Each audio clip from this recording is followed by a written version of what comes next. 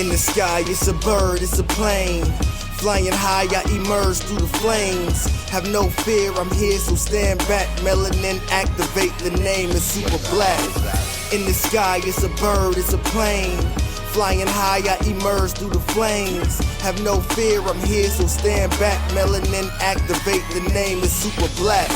Imagine that, a future that's super black. Long as your skin brown, your superpowers intact. What would your powers be? Just hope it ain't super whack. Spatial manipulation, create a portal that's black. Maybe just super speed, time travel to run it back. Or cheat manipulation to keep my spirit intact. As I encounter evils the world face, demons the world makes, I needed the world at stake.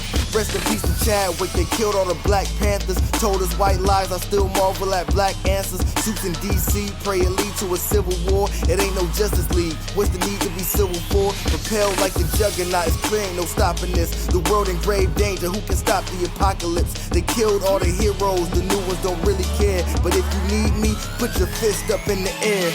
Yeah, in the sky, it's a bird, it's a plane. Flying high, I emerge through the flames. Have no fear, I'm here, so stand back. Melanin activate, the name is super black. In the sky, it's a bird, it's a plane. Flying high, I emerge through the flames. Have no fear, I'm here, so stand back. Melanin activate, the name is super black. Whoo, everybody, what's happening? What's going on? How you doing? It's Tuesday. We're a little early, but that's okay because we have some special guests with us tonight. We have Marc Bernardin in the building. We're going to have some fun. We're going to talk about some of his projects that he's done and the impact that he is having on the nerd and blurred world. But you don't want to miss this. But let's get this thing going. Let's start it off with my second in command, Lady Mandalore. What's going on? Now she's muted. You're muted. You're muted. You're muted. Unmute yourself. Hi. There you go.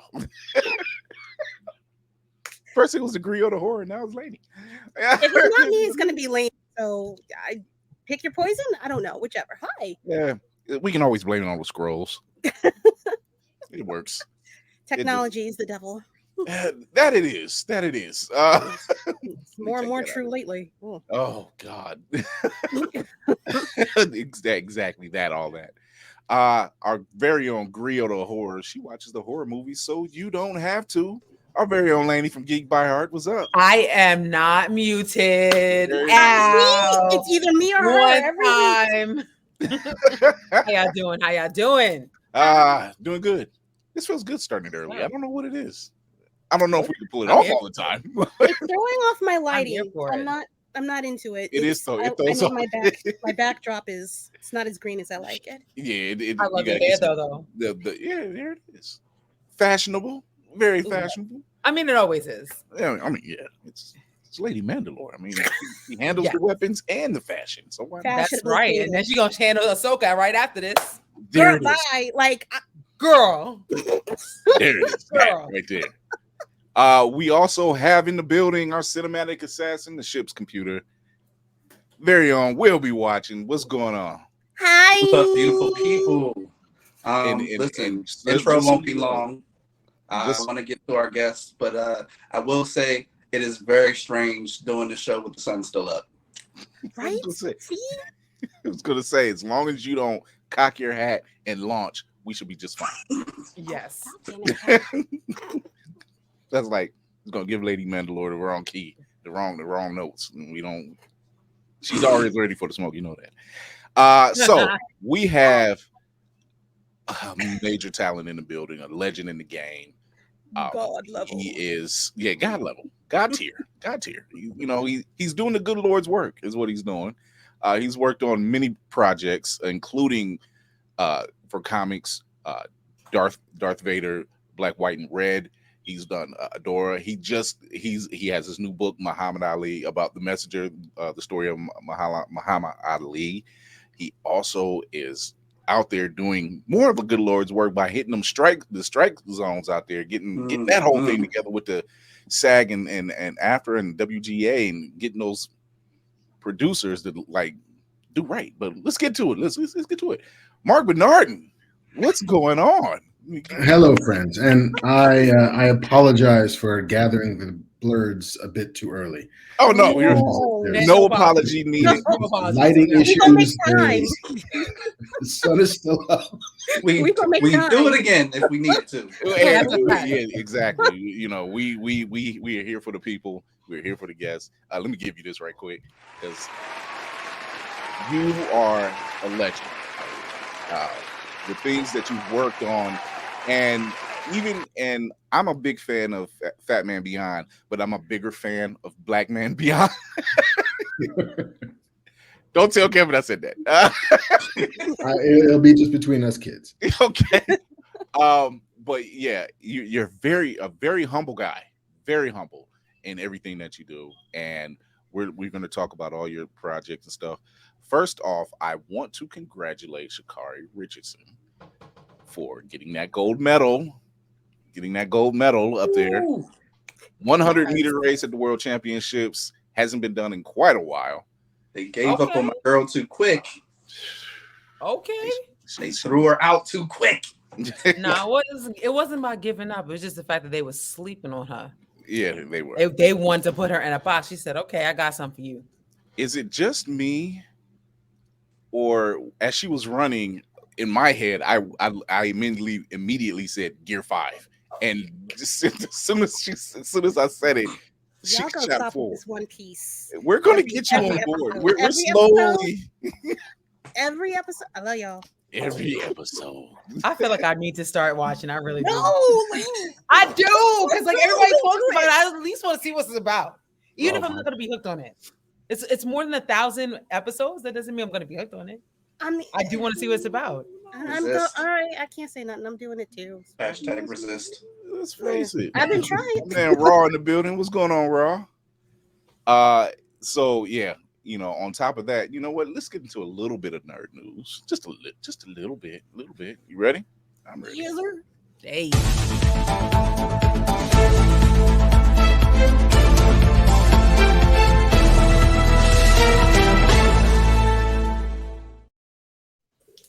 May be a day late, but we never too late. I want to congratulate Blade. Yesterday was the anniversary of the Blade movie, released in 1998. It was actually kind of the door that opened up the MCU as we know it now. It contributed to a lot, as it was not marketed as a comic book movie, because only hardcore fans knew who Blade really was. Yep. Although many of the hardcore fans was already on board because it was Wesley Snipes anyway. So yeah, that part. It was just like, oh, Wesley Snipes is killing vampires. Even if I never read the book, I'm still on board. Gotta see that one time, at least one time. Yeah. I would like to see what they're gonna do. There's so many hiccups and downfalls of what's supposed to happen. And as we know, Mahershala Ali has dropped out, so Blade's not on the docket right now. We don't know. We don't know.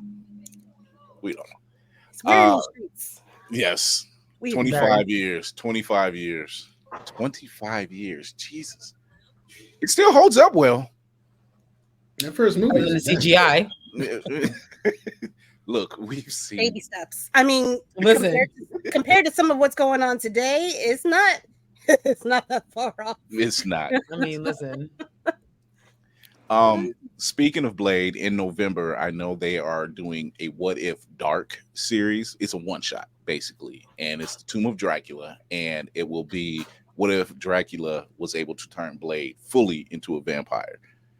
One thing I can appreciate about the What If series, it's no holds barred. You can do anything. You can tell any story. You can spring it any kind of way. I mean, if Aunt May can be a Herald of Galactus, why not?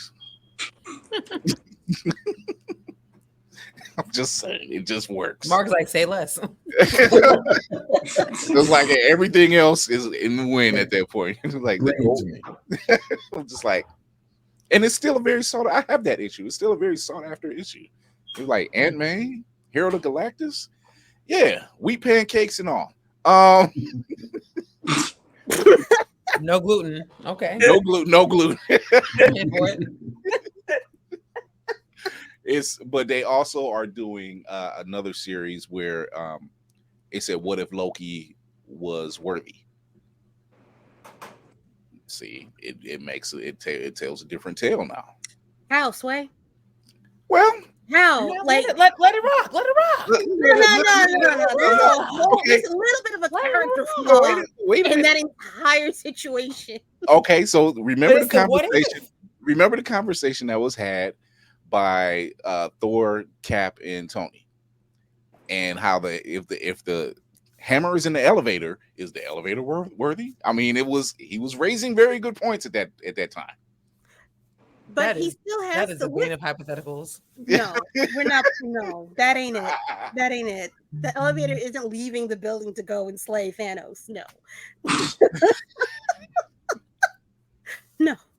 Look, I need. Okay, so I say that to say I need to see this. I need to read this. I need to figure out how they get around that whole I don't know lying and being chaotic thing. Just what no, I mean, but like, does being worthy require you to be good? Or is it requiring you to be consistent? Does it require you to be faithful and loyal? You can be loyal and evil. You can be lawful evil. Yeah. You can be chaotic good. Loki is loyal to himself most. So I thought you were gonna go with does it mind you to be good versus does it mind you to be like an anti-hero? Because good in the moment. Because then that could be more Loki for being good in the moment rather than being good as a whole. Yes, but I mean, there's that elevator conversation in Ragnarok, right? Where Thor's like, "Listen, I loved you. I thought we were going to be like riding together side by side for the rest of time. You know, like I loved you, Loki. But you're you and I'm me, and as it ever was. But even still, like, there's no reason why you can't be a worthy asshole." No other way to put it. It was just really no other way to put it. So it stands to reason. I would like to see I like what Marvel did when they had the What If series, even with Exiles, when they had the Exiles. Those were good runs too, because once again, you had time displaced heroes and / villains going to different universes, solving whatever problem. Including making sure just some regular Joe Schmo gets a bagel, because if he doesn't get a bagel, somehow him not getting a bagel at this certain time will cause Galactus to show up on Earth. It's just a thing, but it worked. Comics. They're amazing. Everything is possible. So, that part. Nothing is forbidden. That Cap held one lie and his whole world fell apart. Whole world fell apart? Well, yeah. Speaking of Cap, there's a really weird theory going around, and it's back to when Peggy dies. It's at Peggy's funeral. And there's this theory saying that there's two Caps in the timeline, in the MCU timeline. One is older, and then the other one grew old. Essentially the same Cap, just they're not wrong. They're not wrong. Oh, just time travel makes my head hurt. Oh God. Let it go. Wrong, but it doesn't make it any better. It doesn't. It doesn't make it better. The way the theory was dressed up, it was saying that the Cap that left is the Cap that obviously stayed behind, and the one that it's a loop, just like you said, Lainey. It makes your eyes go cross. It's an Austin Powers moment. Once he arrives, the reason why he doesn't arrive back where he's supposed to is because that's because that Cap has already lived through everything. He knew where to show up, right? Which is why he was on the bench, right? Dramatic entrance that nobody saw. At a certain point, I feel like we started thinking about this way more than the people that actually wrote it did. Like we the people just were so determined to make sense out of every last intimate detail that we would spinning in circles. I mean, look at WandaVision. The fact that everyone kept screaming Mephisto every episode. Before, during, and after it started. Yeah.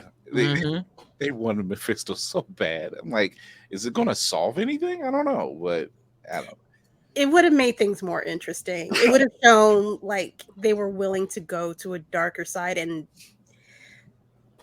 the D word, the Mouse King would have shown a darker side. The Mouse King? That's what The we're Mouse calling. King. We're calling the Mouse King now.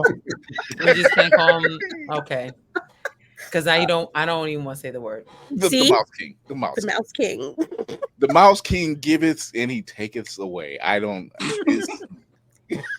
Some things we love. I'm gonna stop.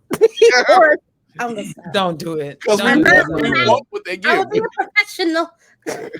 That's one who plays the Mouse King now. Fan casting the Mouse King. Listen.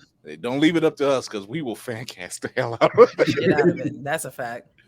We will do that. I know they had some of the biggest comic book stories so far, as mostly during the spring and summer is when you get like a big storyline. But from the comics, you get all these massive crossovers, which can also cause a bit of a headache. And like major world-altering, life-altering events can happen. But I think in my opinion, one of the biggest events that's been happening is the fall of X. And to this day, I don't know why they won't leave the mutants alone. I don't understand. They were at peace. They were fine. They were by themselves, minding their own business. Minding their mutant-ass business. That's what it was. They had it too good for too long. Why y'all comfortable? We're not happy. How come y'all are happy? Minding your business. We want to be happy too. What y'all doing over here that's making y'all so happy? We want some of that. You got to get out the way. Anyway. The fact that they went and terraformed Mars and Earth just figured, oh, we don't like that. We were going to do that. Yeah, no, you weren't. You could barely get here in time. So that sounds like napkin color thought process.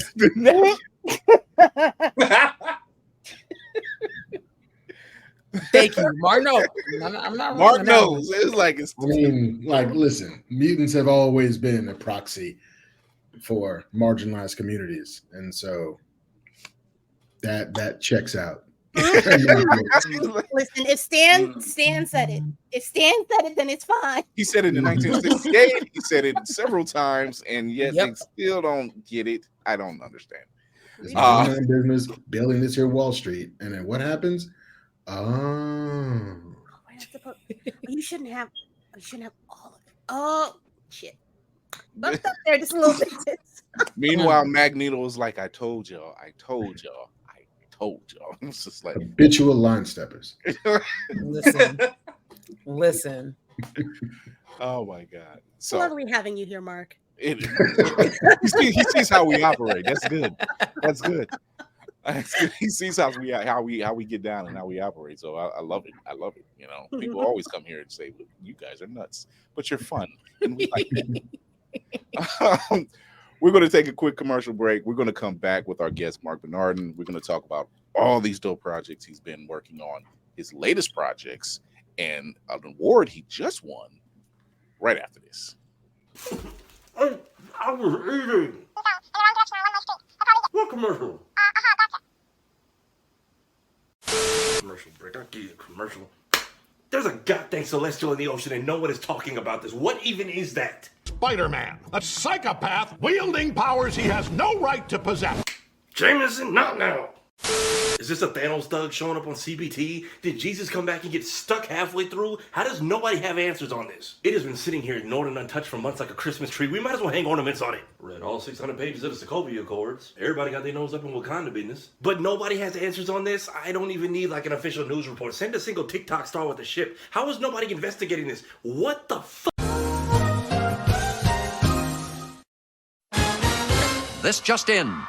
Feeling groggy in the morning? Coffee just can't give you that pep in the step that you're looking for? Try Pop Starts for that great get up and go that adults need. Pop Starts has the vitamin and nutrients that only grown-ups can partake in, and with flavors such as tossed salad and scrambled eggs, and Jack Daniels and Bud Light flavors to start your day or end it. There's nothing better to wake up to unless you count that depressing cubicle job. Well, anyway, try Pop Starts today. Pop Starts is not part of the Kellogg's Corporation. Pop Starts could give you diarrhea. Pop Starts are not found in your local grocery store. They are absolutely of no good. Wait 1 second. That first commercial was new. Y'all might not know. I run the show off my phone, and when I do, it automatically mutes the sound that's playing, so that way it doesn't create a feedback loop. I'm watching in pure like confusion. I have no clue what was said. All of a sudden, I gotta catch that one later. I gotta figure out what was going on there. Yeah, the Celestial one. Yes. Oh, with the new. Yeah. Shout out to Tafari for that Celestial commercial, and of course myself for the Pop Starts commercial. I need a loop of that white lady falling down the stairs, and I need like the give me the Snopes, the deep internet dig on like what is that footage? What commercial did that used to be? Why are there drunk old people trying to climb a flight of stairs badly? Facts. I need all of it. Oh, it's good. It's gonna cause a rabbit hole. You know, when you go down those YouTube rabbit holes, like you end up on Wikipedia. You end up in some of the wildest places. It's fine. I'll buy a condo down there. I just got to know the answer. Oh, I like that. Oh my god, that is a very good one. Oh my god, we have with us a legend. We have someone who has worked on Picard. He has worked on various comics. It's too numerous to name, but what you can do is check out his new book, The Messenger, The Legend of Muhammad Ali. I think that's out now, correct? It is indeed. It came out last week. All right. You can check that out right now. You can also, and I think you don't have a distributor yet, but his short film Splinter just won a Gen Con award, so congratulations on that. Thank you very much. That's an amazing. I said it before the show. You are an extremely humble man, and I can appreciate that. A fantastic writer. How did you know that being in this world of nerddom, this is where you wanted to be?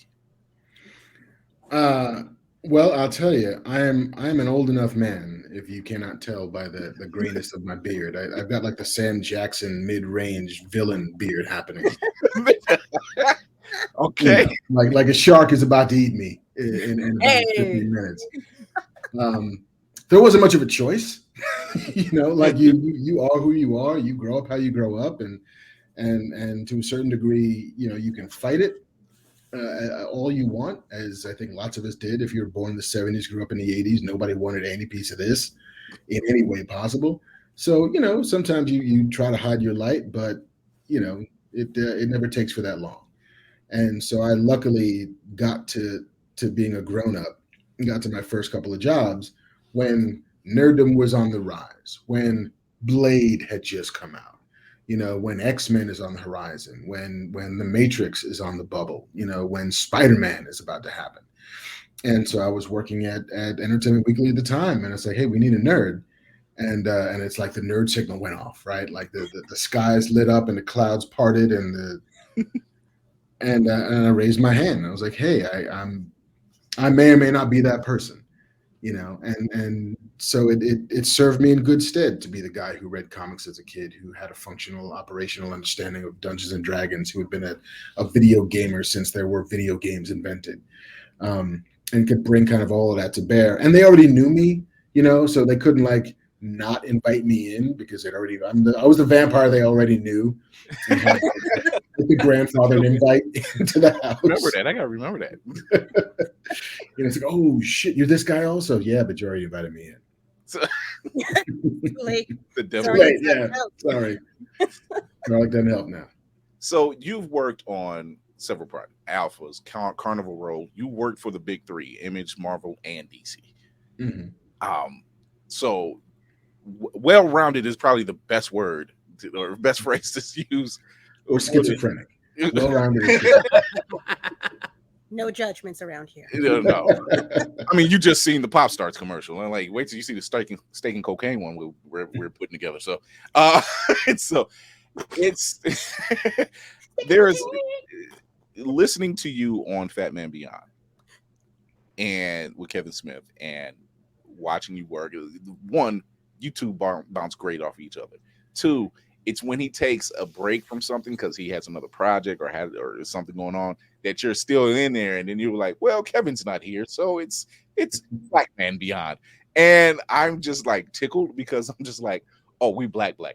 Like I already know. I already know what kind of party we're in for, and I'm never disappointed. It makes for a great ride when I'm driving and everything. So, number one, you're doing that show from a great place, the Cantina, the Scum of Villainy. Out in, where is that at exactly in California? It is in Hollywood, California, on Hollywood Boulevard. So it is as Hollywood as you can get. So listen to me when I tell you this, crew. It's the Cantina. It's built like the Cantina from Star Wars. Oh no, I've seen.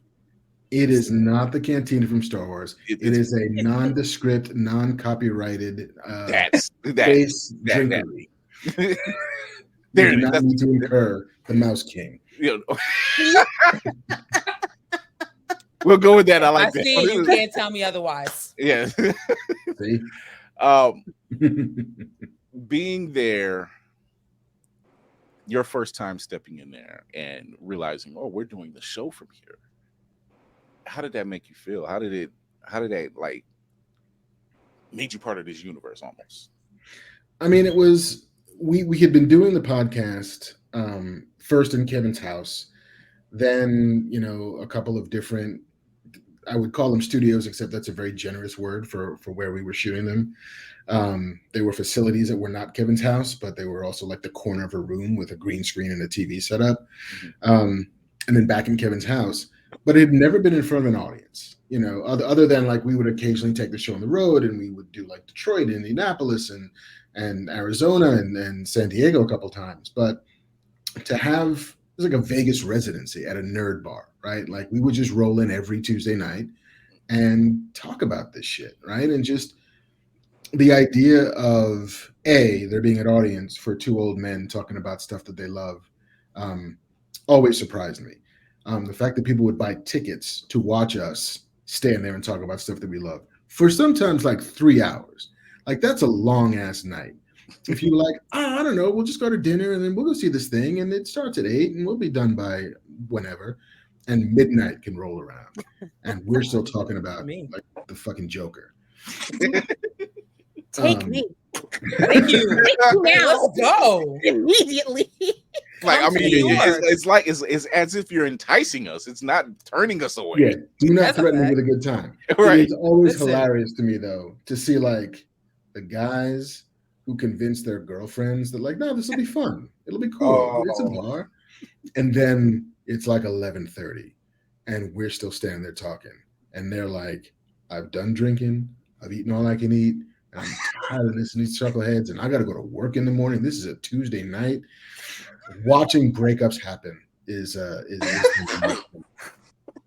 I'm sorry. Wow. Look, I've been married to my wife going on 20 years this month, and it was a moment where I went to go pick up my pull list, and I said, I'm going in, I'm coming right back out. 1 hour later, I come out and she's in the car, and the windows were up because she didn't want the air on her face, but she's sweating, and I'm like, slowly get into the car.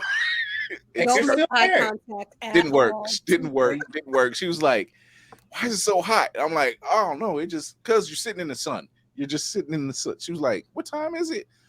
Oh, that clock ain't on the car ain't right.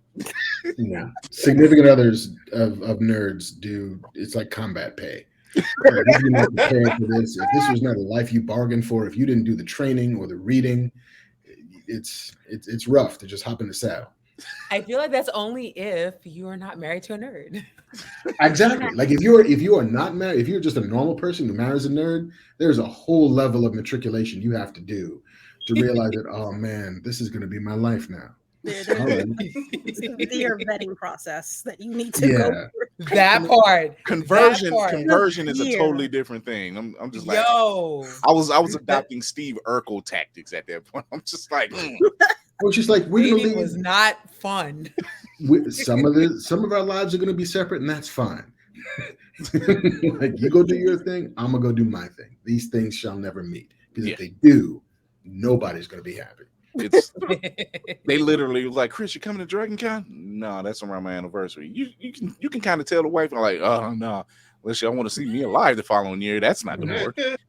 Yeah, it's like, hey, you gonna be in Dragon Con? No, I'd like to stay married. I'll watch from afar. Surprise for you, babe. Tickets to Dragon Con. I did this for you, for us.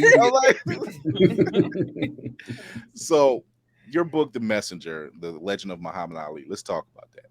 This looks interesting. I've seen the interiors of this thing, and let's talk about it. Like, when did you want to start writing about this story? Who, number one, Muhammad Ali has a fantastic life to begin with. Yeah, man, I didn't. Like I literally, the editor who I worked with at First Second, a woman named Callista Brill, like, called me. She was like, hey, so I have this thing, and I'm looking for it was very Liam Neeson, right? It's very like, I'm looking for someone with a very specific set of skills. Like, I want somebody who's a journalist and knows how to do research. I want somebody who knows how to write comic books, and I want somebody who knows and likes sports. And it would not hurt if this was a person of color. And I'm pretty sure you might be the only person who checks all of those boxes. Please. That is dope. Yeah, please tell me if you have an interest in Muhammad Ali.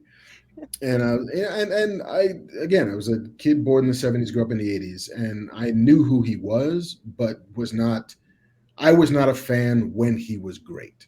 I was a fan when he was like losing fights, when he was kind of getting beat up, when he, the Parkinson's started to seep in. But like, I knew some stuff, like I heard about the Supreme Court case. I knew about the lighting the torch in Atlanta. Like, there was a knowledge, but not an in-depth expertise in Muhammad Ali. But like, all right, like, let's dig into it. And the more I started to dig, the more it was abundantly clear that yes, there's 100% a story that needs to be told, and B, I'm deathly afraid of it because it's too fucking big. Yeah. Like, that life is massive. That life, I mean, even if all you wanted to do was cover him as a boxer, that life is massive. And then there's another 40 years where he's not in the ring, still fighting for stuff. Like, it took me a year of just looking at it and being afraid of it before I figured out kind of a way into it that would let me retain some sanity and some humility and some hope of being able to portray that life with something resembling skill and empathy. Mm-hmm. That's what's up. I mean, I'm like yourself. I was born in late 70s, and I've just being a fan of what he did. Like, prior, even before that, didn't even know. Just seeing things he did, and I'm like, yo, this dude was a beast in and out the ring, and he told it like it was, and I'm like, he's probably the biggest shit talker, but can back it up I've ever seen. Yeah, and like, he was famous at a time when fame was real, and he was able to. I remember I interviewed Lin-Manuel Miranda before Moana came out for the LA Times, and I remember asking him, I was like, why are you good at being famous?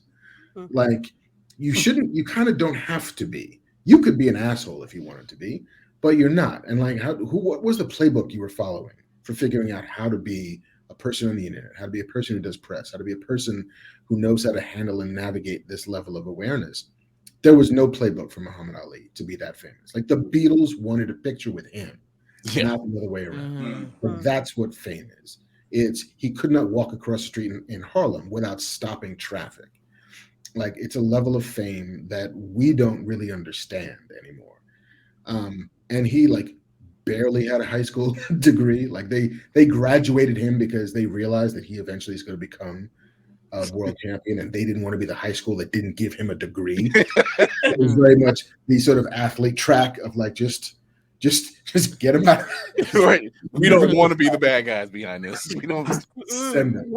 whatever he does after this is all on him. It's all on him. Like we don't want to be the ones who held him back because we know that he's going to make something out of himself. Mm. And so for him to understand the ways to work the media, to work an audience, to devote himself to the skill and the craft and the sweet science of boxing, but also know how to give interviews and know how to dazzle people and know how to disarm people with wit and with joy and with braggadocio. And yeah, I mean, it's only bragging if you can't back it up. And he could, if anybody could back it up, it was him. But figuring out how to write about that, how to find a way to encapsulate all that, took a while. It took, like I said, about a year before I figured out. And it was seeing the movie Steve Jobs, the Aaron Sorkin script, the Danny Boyle directed Steve Jobs with Michael Fassbender, which if you haven't seen it, it's 3 product launches.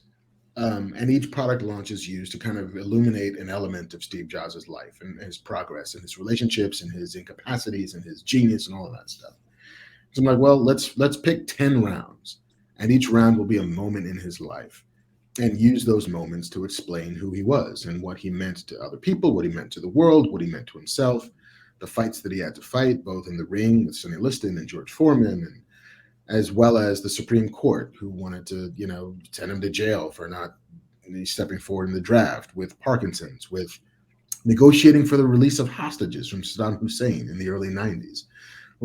Stuff that I had no idea that he did, as well as stuff that was like, oh yeah, no, I remember the Rumble in the Jungle. Sure, everybody remembers the Rumble. Yeah, right. The rope-a-dope. Like, we got all that.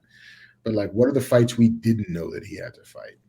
And the ones that were quiet, the ones that he kept to himself, the ones that eventually would yield and create this man who could hoist the Olympic torch, even though his hands couldn't hold it. By will and will alone does he get that done. And finding a way into that and finding a way to portray that was the challenge of Messenger. I mean, he was definitely a force to be reckoned with. When he appears at a Mike Tyson match and he whispers in Mike's ear, "Getting for me," and Mike does just that. And it's just, when the champ tells you to do something, you do it. Right. It's a totally different move. Of like he whispered in his ear, got in the ring, whispered in his ear, "Getting for me." That sounds like a hit. Okay, go. He's like, and this is Mike Tyson we're talking about. He was in his prime.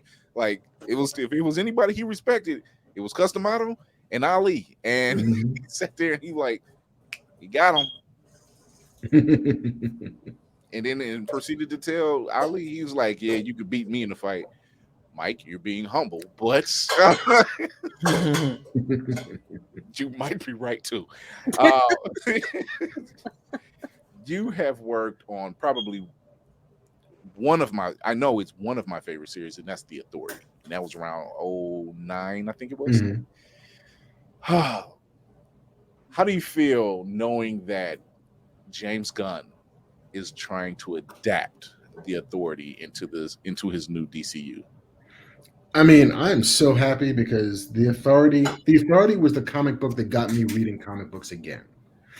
I was that comic book reader as a kid. Like, Secret Wars was my big Marvel entry point, because that's what it was designed to do, right? It was designed to look, here's everybody in 12 issues. It's the Vegas sampler buffet of the Marvel universe. Like, just take a bite of everything and then go back and buy the books of the characters that you like the most. And it did exactly that. Like, I became an X-Men fan and a Spider-Man fan. And then a couple of little characters on the margins. Like, I was a Punisher fan. Blade did not figure nearly as big in Secret Wars as he should have. And so I collected all throughout the 80s, and then graduated from high school, went to college. It got expensive. I was hiding my nerd light a little bit and just kind of dropped out of that game.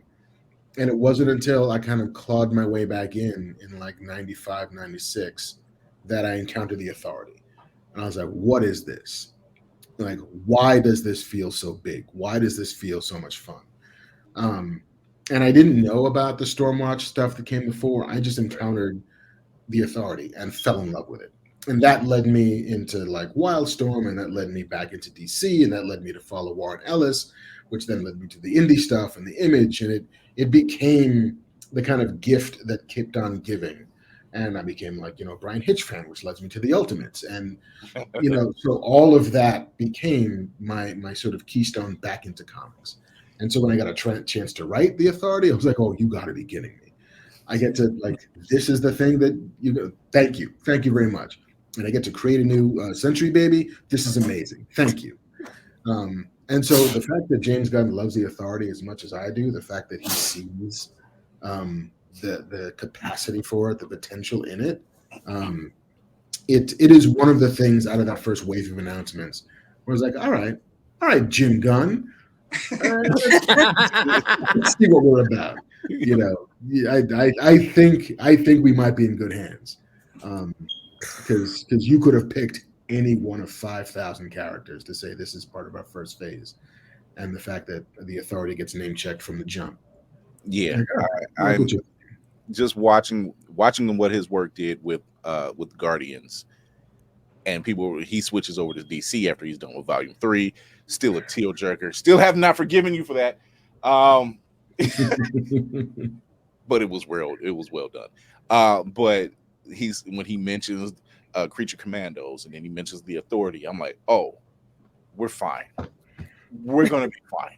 Like, if he can do anything, it's the obscure and bring and make you care. And the great part about the obscure is that there is no pressure really to be faithful. You know what I mean? Like, if I don't know who was reading Guardians before Guardians 1 came out, but as long as you had Rocket and Groot, you know what I mean? Like, what are you going to complain about? There's probably going to be a Peter Quill because there's always going to be a white guy at the center of one of those teams. So you're fine. Like, everything else is kind of up for grabs. Like, there is no text that anybody's gonna be like, oh, I'm mad that you didn't have that bit. I'm mad that Crime Alley was in the suburbs and not in the city. Like, I'm mad that you changed the architecture of Star City or whatever. Like, none of that exists in Guardians. It was a blank slate, for better or worse. And so, as much as I know some shit about the Authority, nobody else does but us. So nobody's going to be like, oh, listen, Krypton. Let me tell you about Krypton. Let me tell you what I know about Krypton. The 19 ways that Kryptonite can manifest thanks to the explosion of that star. But, like, we all know too much. Right. Except for the stuff on the margins, which then gives you the chances to, like, innovate and customize and optimize for a new audience. I think that's why The Suicide Squad was, in my opinion, a hit, because I was putting bets on who would die. Captain Boomerang was not on that list. I will say I did not see Boomer biting it. I'm like, of all the people, and Nathan Fillion, I didn't. I was like, it's Nathan Fillion. I'm like, who's going to kill Nathan Fillion? Big Jim Gunn. Like, it's like everyone's favorite captain. It was just like, I've decided that James Gunn's new name is Jim Gunn, and he's like blaxploitation. He was the white dude in the blaxploitation movies. Jim Gunn. I mean, Mac Truck Turner. Oh, you can't unsee that now, right? Like, what, James? You're not a James, man. You're Jim Gunn. Just lean into it. Shaft's shots. What is Shaft's sidekick? When Shaft went to Africa, like, he's the guy who met him at the docks. He's also the guy who would shoot first too. So, right. Oh yeah, 100%. Jim, would you simmer down? I got all these guns. We were just here to have a beer. There's nobody to fight. I was like, oh man. So you just received a Gen Con award. Congratulations again on your short film Splinter. Thank you. What is Splinter about? I've been hearing about it. I heard about it on Fat Man Beyond, and then I just seen the post you put up yesterday, and I'm like, oh, he's won an award. Oh, this thing gotta be good. It got a great reception out at SDCC, and now you got this award. Let's talk about Splinter. Splinter it started as an idea for a Twilight Zone episode. It started as an idea. I was Kevin, as things happen to Kevin because things happen to Kevin in ways that they don't happen to other normal people.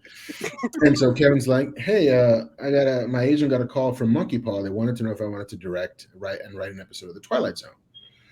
And so Kevin's like, do you want to work on an episode of The Twilight Zone? And as I have made it a habit, when Kevin asks me if I want to do a thing, I say yes.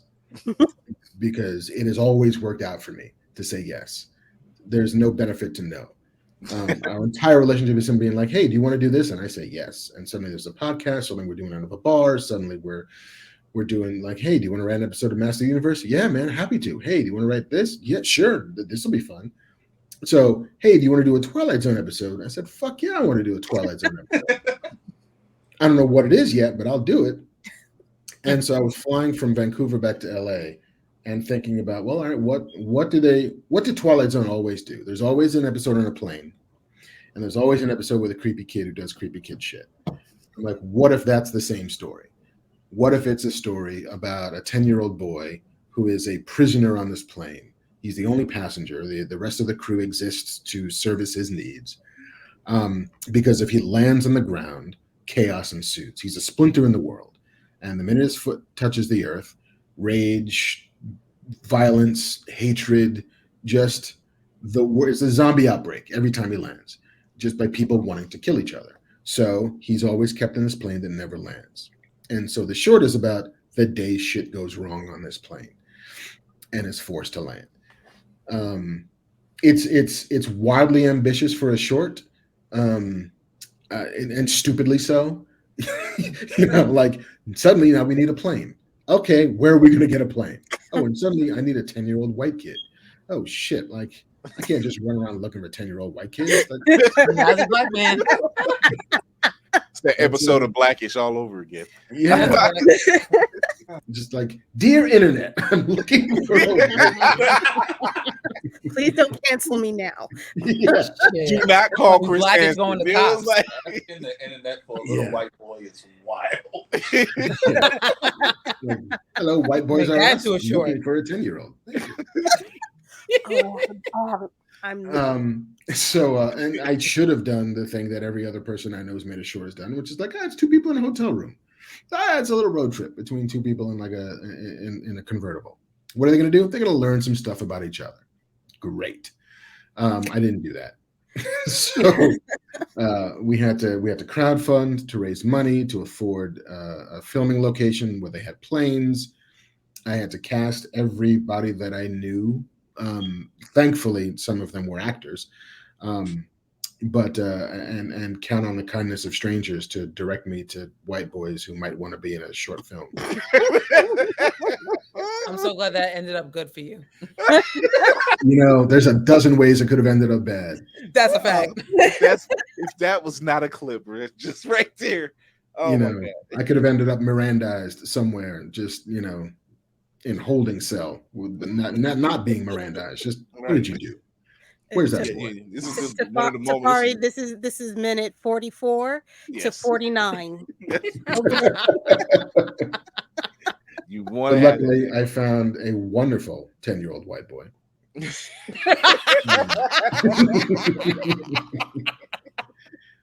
I'm gonna stop. Who was terrific. Incredibly talented, like just naturally gifted, and was ready to. Everybody came to play. Let's see. Yetide Badaki is the lead. Trisha Helfer is in it. Yvette Nicole Brown is in it. Tiffany Smith is in it. Shut up. That's too many. That's too many. First, he mentions one goddess, then goes off to say Yvette Nicole Brown, and I'm like, she's from East Cleveland. I'm here, and I'm just like, right? Yeah, no. She's a trooper, man. She just was like, hey, I'm happy to be in it. What do you need? It's like, I just need you for like a day, Yvette. It's like, tell me what day, and I'll be there. I was like, okay, well, we'll send over a contract. She's like, I don't want any money. Put whatever money you're going to pay me back into the movie. It's like, I'll just be there to be there. And I was like, well, damn, Yvette. Like, all right. I had to buy the little white boy dinner. At least let me buy you dinner. Let me buy you a drink, Yvette. And nobody wants to get Yvette drunk. It's the most adorable thing, though. She falls asleep. One drink, she tells everybody that she loves them, and then she falls asleep. Oh, she's an affectionate drunk. It's the best, you know. It's always like every time we're at brunch and Yvette, you know, she'll like, I love everybody. Who's got a shoulder? Like, all right, Yvette. And then she'll nod off for about half an hour and then go home. Oh my god, she's not gonna like you talking about this. You know, this is why we gotta get her on. I know her truth. We got to see her. We got to hear her side of the story. Hear her side of the story. Oh my She's god, a phenomenal storyteller. So yeah, that's the short, and we've been touring it at festivals since February, I think, of this year. We're coming to the end of our festival run. I think we've got 3 or 4 more that we're submitted to in the fall, and then the sort of early winter of next year, and then we'll see what happens. If and when, well, it better be a when and not an if. The strike with the Writers Guild and SAG against the Alliance of Motion Picture and Television. Wine is melatonin. Everybody wine is melatonin. The strike against the Alliance of Motion Picture and Television Producers ends, then hopefully I can pitch this as a proof of concept for a feature or a miniseries or something like that, which I won't even say was always the plan, but is now the plan. That's gotta be just reading the description for the movie by itself. I was like, I need this like immediately. The story horror, absolutely. I will take it any way I can get it as long as it's good. I need to see this a lot. Very intriguing. Thank you. And I think I've been advised not to do this, but I also don't listen to much advice. Put it up on the internet for free when we're done with our festival run. Just like, don't you do that? That's the same advice I got. Where over yeah. Further up there, right at the top there. Over there. Yeah. Go ahead, here. One, please don't release that for free. At least charge $1. At least if you're gonna do something that's worldwide potential, just charge $1. I that's it. Yeah, no, that is not a free thing. That just based on the premise alone, and me knowing all of the work that you have done, me being surprised when I look at the writers for it and seeing that it's you consistently, you can't do that. You cannot do that, sir. Absolutely Fair not. enough. I apologize. I hate. I'm sorry to mess up y'all's Sunday plans or whatever money y'all was going to use, but this should go towards that. We will take it under advisement. That was the nicest no I ever heard. Oh no, we'll take a look at that. No. You have been in both houses of sci-fi, Star Trek and Star Wars. And for the people that's listening and watching out there, there's really no real competition between the two houses. I don't know who made up that thing. It's just you like one, you like the other, or you like both. It's just what it is. When you get older, you realize that you're not really a Jedi. You might be a gray Jedi at best. You realize wearing red shirts on any kind of ship in Star Trek may not fare well for you, unless you work in the engine room. Then you may be safe. But here, our very own one of our sponsors, Trey, he says, any chance to see Splinter on the screen and near me? He says near him. He's in Texas. So. Well, one of the festivals that we're still waiting to hear back from is the Austin Film Festival. So it is entirely possible that you could see it on the screen near you. Look at God. Look at God.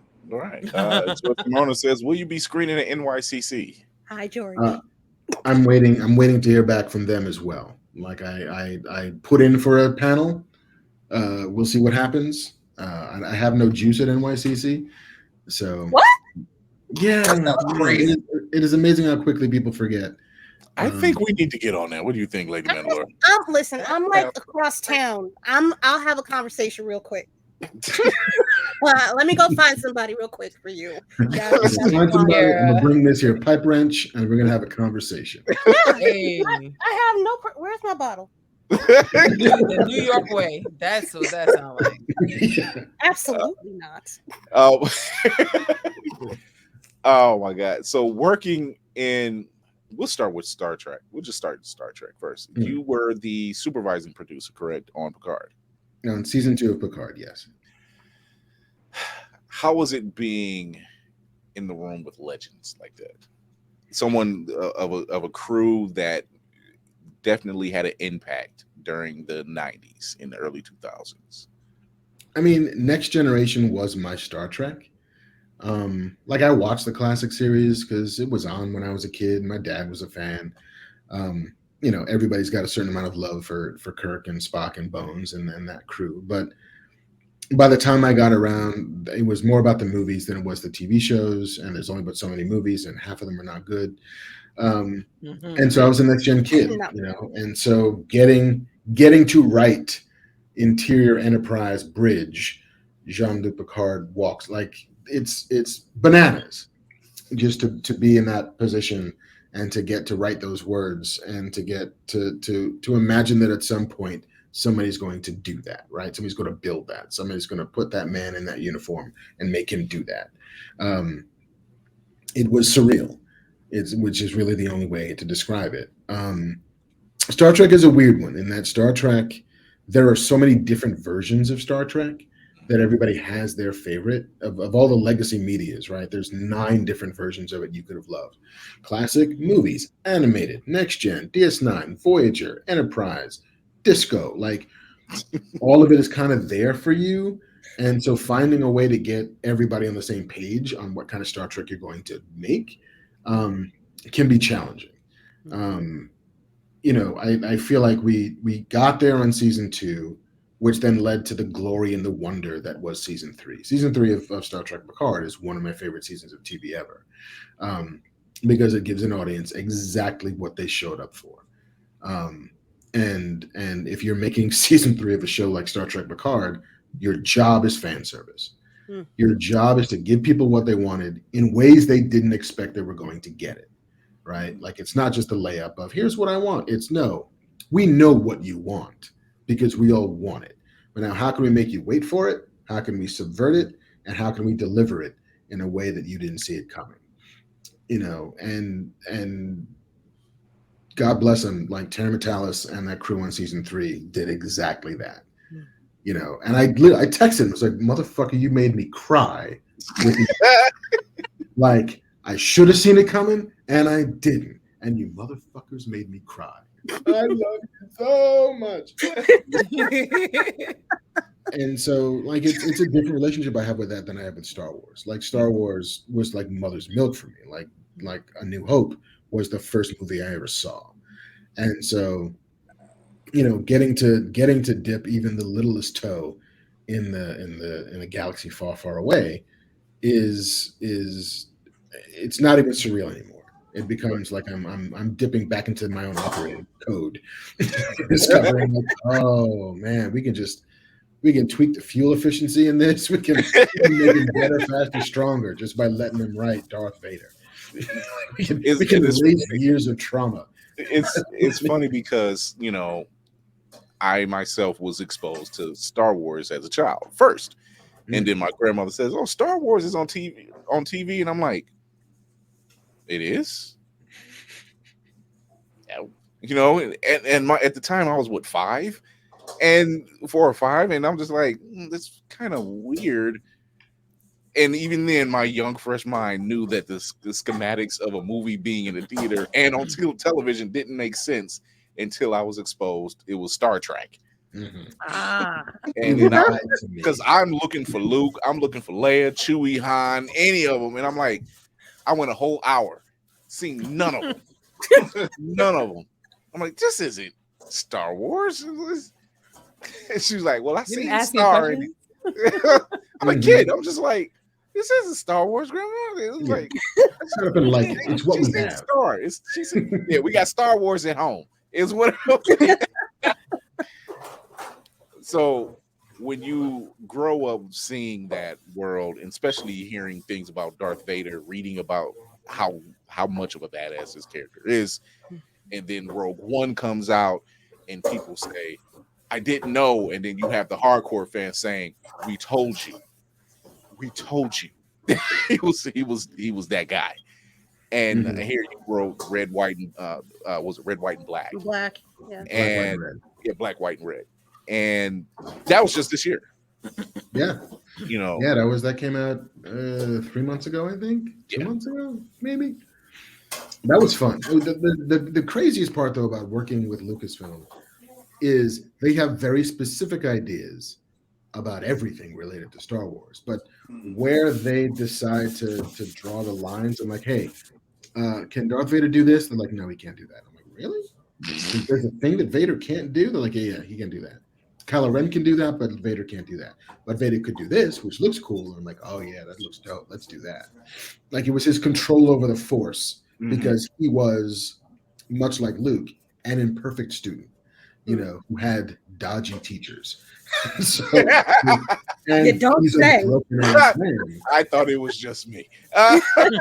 And so, like his control, his power over the Force is not precise.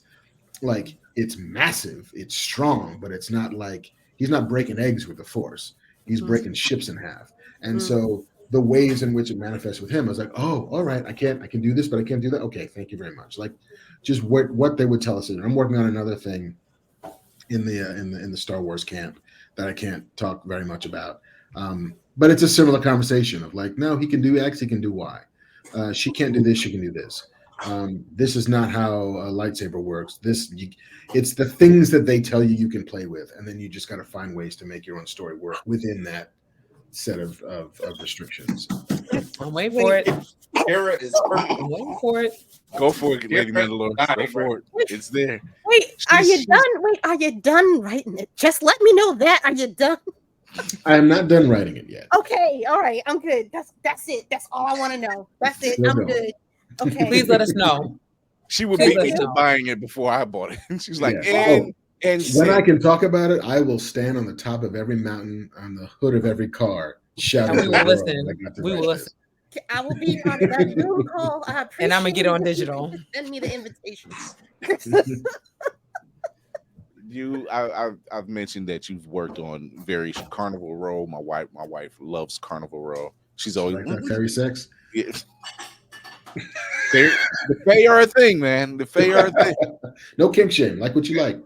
Hey, I don't judge. Castle Rock, Treadstone. You've worked on numerous shows.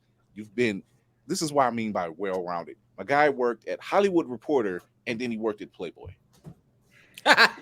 Yes, that's a hell of a balance. There are articles from what I've been told. I mean, I know that. I spent a year and a half trying to remind people that we wrote good articles.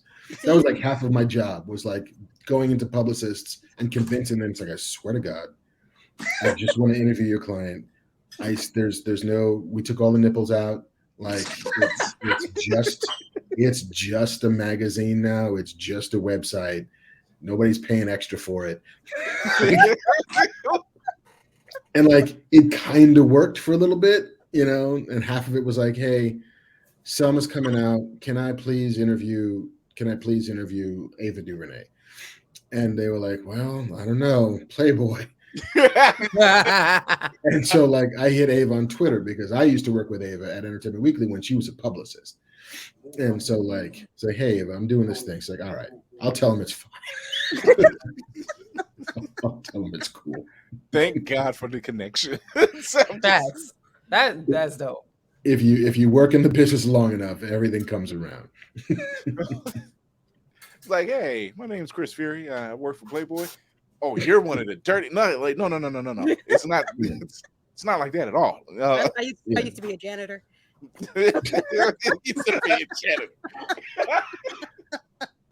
Yeah, I remember taking my son into the offices. He's like, "Daddy, why are there so many naked ladies on the wall?" How old was he? He pays the bills, son. He pays the bills. 13, maybe 12, 13. Oh, he was at the prime. He was at the prime point. Bro, I'm sure he was the most popular kid ever when he was like, yo, this is what my dad does. This is what I saw my dad's building. Yeah. Like he was just very excited that there was a pool table that he could play pool with. Never the mind that like he's playing pool with playmates. Dad, I heard it's take your kid to school week. How about on top of that? I heard it's take your kids' friends to school day. That part. Like, why is half your class at my front door? I know. And then I get the call from all these parents being like, excuse me. What? It's mostly the moms. Meanwhile, the dads see you like, so show me around the job. When you gonna tell me? They're helping Mark chaperone. There's a waiting list to come over. Like, honey, I'm taking a couple days off from the job. Yeah, Mark's got all these kids. We're just gonna, kind of help shuttle them in there and kind of shuttle them out. Don't ask why we came home after 6. In the morning. In the morning. Oh my God. So, well, this is what I mean by being well-rounded. Like, you have been in just about every aspect or corner of the nerd space, and you're very, like I said, you're very humble about it, and I listen to you talk, whether it's here or Fat Man Beyond, and when you describe things, you don't just describe them, you go through the character breakdown as to why. You're a writer's writer is the best way to put it. You can break down a character, the reason why they're doing it, the why they're doing this, who they're doing this with, and why they're doing that. You do a complete breakdown and it makes so much sense. And not everybody can understand how to break a character's purpose down, whether it's in a show, a movie, or a book. Well, I mean, I guess I come to it from a almost entirely self-taught background. Like I don't have a film degree. I never really took a writing class. It was the era of, hey, I could rent all these movies that I like, and then I could go to like Washington Square Park and find the guy who's selling screenplays for like $1, for $2 or $3. And I buy photocopies of the scripts of the movies that I love. And then I'll watch the movie and I'll read the script and like, all right, how did they do that? That's what this is. This is what that is. Or this scene looks like that on the screen. This on the screen is how you write that. This is how you tell people what you want it to look like, if that's what you want it to be. And I remember my dad had a mechanic who should not have been a mechanic. Like he was like the Doc Brown of mechanics. Who similarly never went to Apex Tech, never got the tools, but still could take apart an engine. And he would just say, take it apart and put it back together again. That's how you're going to learn how to do this. You'll have all of the pieces. You see how they were put together in one place. You see the one that's not working right, and you replace it. So that's just what I did with movies and TV shows that I liked. I started just taking them apart and saying, all right, well, if this is what this is how you write this is how it got me to feel the way I feel. And story is entirely about emotion. It's entirely about how do they make me feel? How do they manipulate me into A, giving a shit, and B, either crying at the end of this or laughing at the end of this or cheering at the end of this? There's a pattern, there's a blueprint for getting people to do this. How do you write that blueprint? How do you discover what that is? And so every time I see something, I'm always in the process of trying to diagnose it. Like, what is it doing that's well? What is it doing well? And then what isn't it doing well? Why am I not having the emotional response that I think they want me to have? Or better for me, better for everybody is, how did they make me feel so deeply about this? Why am I in tears as Miles Morales dives backwards off of a building? Like, why does that work in a way that other examples of superhero origin stories don't work? Why am I caring more about this than I am about other things? And that's this is awesome. What? No, I'm sorry, I got allergies. It's the allergies. It's the lies. It's the lies. It's all the lies. So Trey over at APR TV, he says, for our podcasters, how did you join Fat Man Beyond? And can you explain to the panel why George Clooney is the best Bruce Wayne? All right. I'm not sure I can do the latter, but I can easily do the former. I had met Kevin as a journalist. I had interviewed him a couple of times for Entertainment Weekly. And one of those times, it was a filmography. And this was somehow a point in Kevin's life where he didn't want to talk on the phone. And so it was like, hey, can we do this over instant message? And I said, sure. Here's my handle on AOL. That's how long ago this was. My AOL fucking screen name. And it would just pop up on my IM. And we did this interview. It was like, great. I don't have to transcribe. You can type and everybody wins. And then he would just pop up on my IM every now and again, like every couple of weeks. He'd just be like, yo, do I use a semicolon or a comma here? And I'm like, I don't fucking know. Nobody knows. How about a semicolon? He'd be like, all right, dope. This reads well. Thank you. He'd be like, hey, did you see the Hulk? It's like, yeah, that was weird, right? Yeah, it was very weird. And so then it was, hey, I'm going to be back in Jersey. I have a poker game in my comic book store. Do you play poker? And I lied and said yes. Because like I see a theme here. Yeah, like I've seen rounders, so I can probably fake my way through poker. And so I went and lost money because that's what you should always do to rich people is lose money.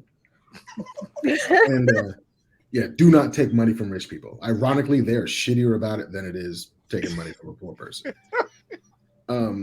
And so like we just kind of started to hang out in the way that nerds hang out, which is, you know, we'll fucking just stand outside the car outside of a movie and talk about the movie we just saw for like 2.5 hours until the security guards kick us out of the parking lot. That's just kind of what our relationship began as. And he's like, hey, I do a podcast with my wife called Plus One. And I was going to be in LA. I was working on Alphas at the time. So I was like, I'll be in LA. He's like, you should come on the podcast. So I came on the podcast. Like, oh, that was fun. Awesome. Hey, I do this other podcast. Yeah, right. So I do this other podcast about Batman. Think of your 10 favorite Batman stories and then come on Fat Man on Batman. We'll talk about it. And then he was like, no, scratch that. Let's do a commentary track for the Dark Knight Returns animated movie with Peter Weller as Batman. I was like, all right, that's dope. I'll do that. He's like, that's fun. We should do all of the Batman movies as commentary tracks. I was like, all right, sure, whatever you want, man. And so we did all of them up until Batman Begins. And he was like, I'm tired now. And I like doing podcasts because doing a commentary track takes work. Like I got to watch it. He's got to watch it. I got to watch it like 3 times and take notes on shit. Like it becomes this research thing. And, you know, it's a lot. She was like, we should just like, we'll just do it. Like, just come on the podcast and we'll just talk about Batman shit. You still have that top 10 list? I still have that top 10 list. And then it was, hey, do you want to be the co-host of this? I was like, what do I have to do? It was like, nothing. Just, you know, show up every week. Okay. And then we started filtering news into it. It became like sort of this pop culture news thing, less about Batman and more about everything. And then he's like, hey, this is cool. Should we put up do you mind if we put up cameras? It's like, hey, man, it's your house. Do whatever you want. He's like, hey, man, you want to go on the road? You want to do some shows on the road? I'm like, yeah, Kev, absolutely. He's like, hey, man, producer JC just opened a bar. You want to do it at the bar? Sure. Hey, man. Basically, it's every time he would say, hey, man, I would just say yes because it all worked out in my favor. Like, you know, hey, man, do you want to do this at Comic-Con? Sure. Hey, man, do you want an episode of Master of the Universe? Yeah. Hey, man, do you want to do Green Hornet with me? Sure, Kev. Basically, it's, again, that is my plan. If he says, do you want to do X? I say yes. See. He also Trey also says he said it was real inspiring talking about the scripts and breakdowns. He said he's on page 150 trying to wrap up a third act of a screenplay. He needed to hear that. Cut 20 pages. Yeah. Yeah. Unless you're literally doing Oppenheimer, you should not be on page 150 trying to wrap up your third act. Yeah. Unless it's like, hey, listen, you know the screenplay better than I do. But that's long. If it's a page a minute, 150 pages is a lot. So, figure, was it like a 90? They say between 90 to 120, give or take. You know, depends on the kind of movie. If it's a comedy, it shouldn't be longer than 90 pages, no matter what Judd Apatow says. a comedy can always be shorter. Shorter is always funnier. If you're doing a real drama, then 120 pages is good, but be in that range, be in that zone. He says, "Yeah, you need to cut 30 in the end." He's got it. He's got it. Or you're gonna cut 15 at the beginning and then 15 at the end. So yeah, you've done, and by the way, I grew up on the original He-Man and Masters of the Universe, but this latest version that you guys worked on for Netflix was amazing. And the battle scene alone, and this is what I can appreciate because there's some comedy elements in it as well. Like when he lands on the skyship that his mother is driving, he's like, "Oh, hey, Mom." And I'm like, in the midst of all this battle, it's just a literal mother and son conversation. Yeah, just drop me off over here.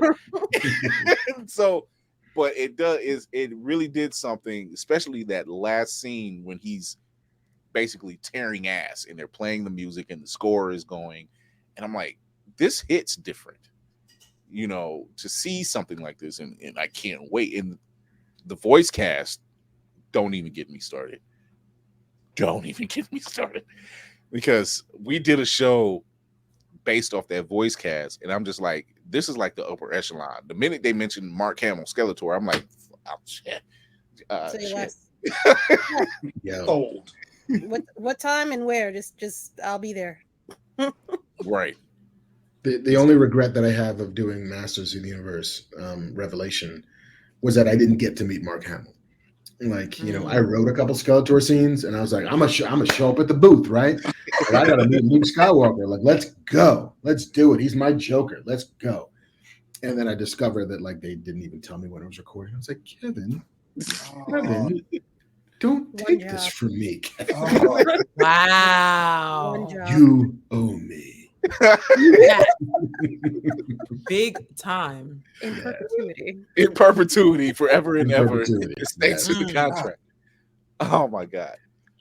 On a bit of a serious note, I know we're like over 100 days for the strike.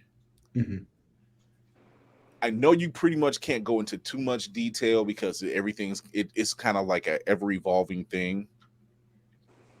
But I think for the masses, they're starting to understand what's at stake, what's needed. It's when I've always seen over the years coming up, I've always seen and heard about actors and writers getting residuals and everything else. And it's only fair that, now that we're in the age of streaming and movies do not stay in theaters as long as they used to anymore, that now you're navigating a whole different space. We've already seen that Marvel, the VFX, special effects people have already created their own union, to kind of get things solidified. How does that landscape look right now? In at least out west. Well, I mean, the strike is ultimately, it's about a number of things, but at its core, it's about writing and acting as careers that you can pursue that make it possible to pursue it, right? Like it used to be, and it's not about getting rich. It'd be great. I'm not going to say no if somebody wants to make me rich, but most of the people that I know who are working writers in Hollywood are not rich people. They are middle-class people. Most of the actors that I know are middle-class people. There's Tom Cruise and Charlize Theron, and there's a handful of bold-faced names, and then there's another 150,000 people who are just trying to make a living. And it's gotten harder and harder and harder to do that. In the 80s and 90s and even the early 2000s, if you wrote an episode of TV that was on the air that had commercials, you would get residuals every time it would re-air. And those residuals would diminish, but they would be enough to be like, oh, hey, great, this will pay my rent for a couple of months. Oh, hey, this will pay my mortgage for a couple of months. This will put, food on the table, shoes on the babies, and maybe a little bit on the side to contribute to a college fund. You would working of 52 weeks a year, even if you were on one TV, if you were on LA Law, you worked 40 out of those 52 weeks, and you got paid each one of those weeks that you worked. That was just the way it was. And then things changed. Then streaming came in. Then instead of doing 22 episodes, we would do 13 episodes, 10 episodes, 8 episodes. Instead of working for 40 weeks a year, you'd be working for 20 weeks on a show, 10 weeks on a show. Still writing a lot, still generating a lot of material. But instead of having one job that lasted you a year, you'd have to get 3 jobs to make enough money. And 3 jobs are harder to get than 1 job. And so some people just weren't working as much and weren't able to afford insurance and food and all of the things that you need in a city as expensive to live in as Los Angeles. The same thing for actors. And that changed because less episodes on TV, less opportunities to rerun those episodes. The streaming formulas were different. Like they weren't paying you per stream the way they used to pay you per airing. And so all of that back end money vanished, all of the incentives vanished. And so it just became harder and harder and harder to make this a career that you could do without having to get another job on the side. And I don't mind working. I as lots of writers of color will tell you, we all have 5 jobs. We're all Jamaicans from Mad TV. Right? Good jobs you got. I knew you were going there with that. I knew it. How many jobs you got? You got 2 jobs. You need more jobs, boy. And so we all have one. I'm writing comic books and video games and like doing all of this stuff. Like, hey, I love it and it's great, but it's also like ways to augment a job market that's a little bit depressed at the moment. Yeah. And so the reason we're striking now is to kind of plant our feet in the sand and say, it can't keep going the way it's going. Television used to work fine until you broke it, until you all broke it by falling in love with streaming, which only makes them as much money as they have subscribers. Like they can't sell DVDs anymore. They don't like movies don't stay in theaters anymore. Like there are no hit shows on TV anymore. Like everything, Blue Beetle was in theaters for a few hours and is already up for pre-order. Yeah. And it's actually a good film. It's a fun movie. I have thoughts about Blue Beetle, but they're not like bad thoughts. It's like, oh, that's totally fine. Like, it's a good time. It's a well-made 90 minutes of a movie. If this was 2004, 2005, that movie has a lot longer in theaters. That movie will then go on to sell lots of DVDs. There'll be a rental market. There'll be a sales market. There'll be lots of ways for that to make money for Warner Brothers. Now there's like 3, and that's a problem. It's all become a problem. And so the strike is attempting to kind of fashion some more controls onto the way that we're making money as creators, to the way that they're making money as producers and distributors. And they don't want to do it because it'll cost them a little bit more. Not that much more. In the grand scheme of things, almost nothing. 2%, 3% of their annual revenues is what we're asking for. And they make billions and billions of dollars. They do. That's crazy. They do. And I think it's hard for people to wrap their heads around how much a billion is. Like we hear that number a lot. It's like, it's just $1 billion. $1 billion compared to $1 million? Crazy. Like if you, I'm going to mess up this math, but it's like if you live for 1 million minutes, that's something like 2 or 3 years. If you live for 1 billion minutes, that's like 37 years. Like the scale of 1 billion is so much bigger than 1 million, and it's so much harder for us to wrap our heads around. And these are dudes who are making $1 billion a year, who are like, I've got this $30-40 million yacht, and I need another one. Like Netflix, the numbers are like, what is it like? Let's pretend it's $10 a month for Netflix, and they have 200 million subscribers. That means that they make $2 billion a month. A month. And they're telling us that they don't have to be like, that's cool. Yeah. And one person taking home a very large portion of that money each month. One person, like their annual salary is in the hundreds of millions of dollars. And like there are writers who are literally there are assistants who cannot survive unless they can eat the lunch in the room that they're working for. Wow. It's sickening. And go ahead. And so like it is, we're not fighting for the people. We're not fighting for the guys who create Breaking Bad. We're not fighting for the guys who create, the giant shows. We're not fighting for the people who do like Walking Dead or whatever. We're fighting for the people who are like, I just broke in You know, I'm trying to get my second job, and I might go a year between jobs. And so I got to find a way to make these ends meet. Otherwise, I'll give up on being a writer, and I'll go back to doing whatever it is that I did, wherever it is that I'm from. And those are voices we don't get to hear. And all too often, those people are people of color, because we're always the last in and the first out, because we do not have rich parents to go back to who can support us and float us and just send us money every month. You know, like, we got to go to work. Let us go to work. And then suddenly there will be a generation of voices who die on the vine because they could not survive out here because the business is not conducive to that. And so those are the reasons why I'm striking. Those are the reasons why I'm out there. Those are the reasons why a lot of people I know are out there. So that doing this job, telling stories for a living, like, you know, a country that does not support the arts is a country that doesn't know exactly what it's fighting for. Oh, this country definitely doesn't know what it's fighting for. No. On so many fronts. For a very long time. Yeah, for a very long time. So do you see, from your standpoint, do you see it changing in the near future? Do you see it kind of leveling out in any kind of change? I mean, the strike will end. All strikes end. And I think the strike will end, I'm not going to say relatively soon, but we've been at it for 120 some odd days, I think.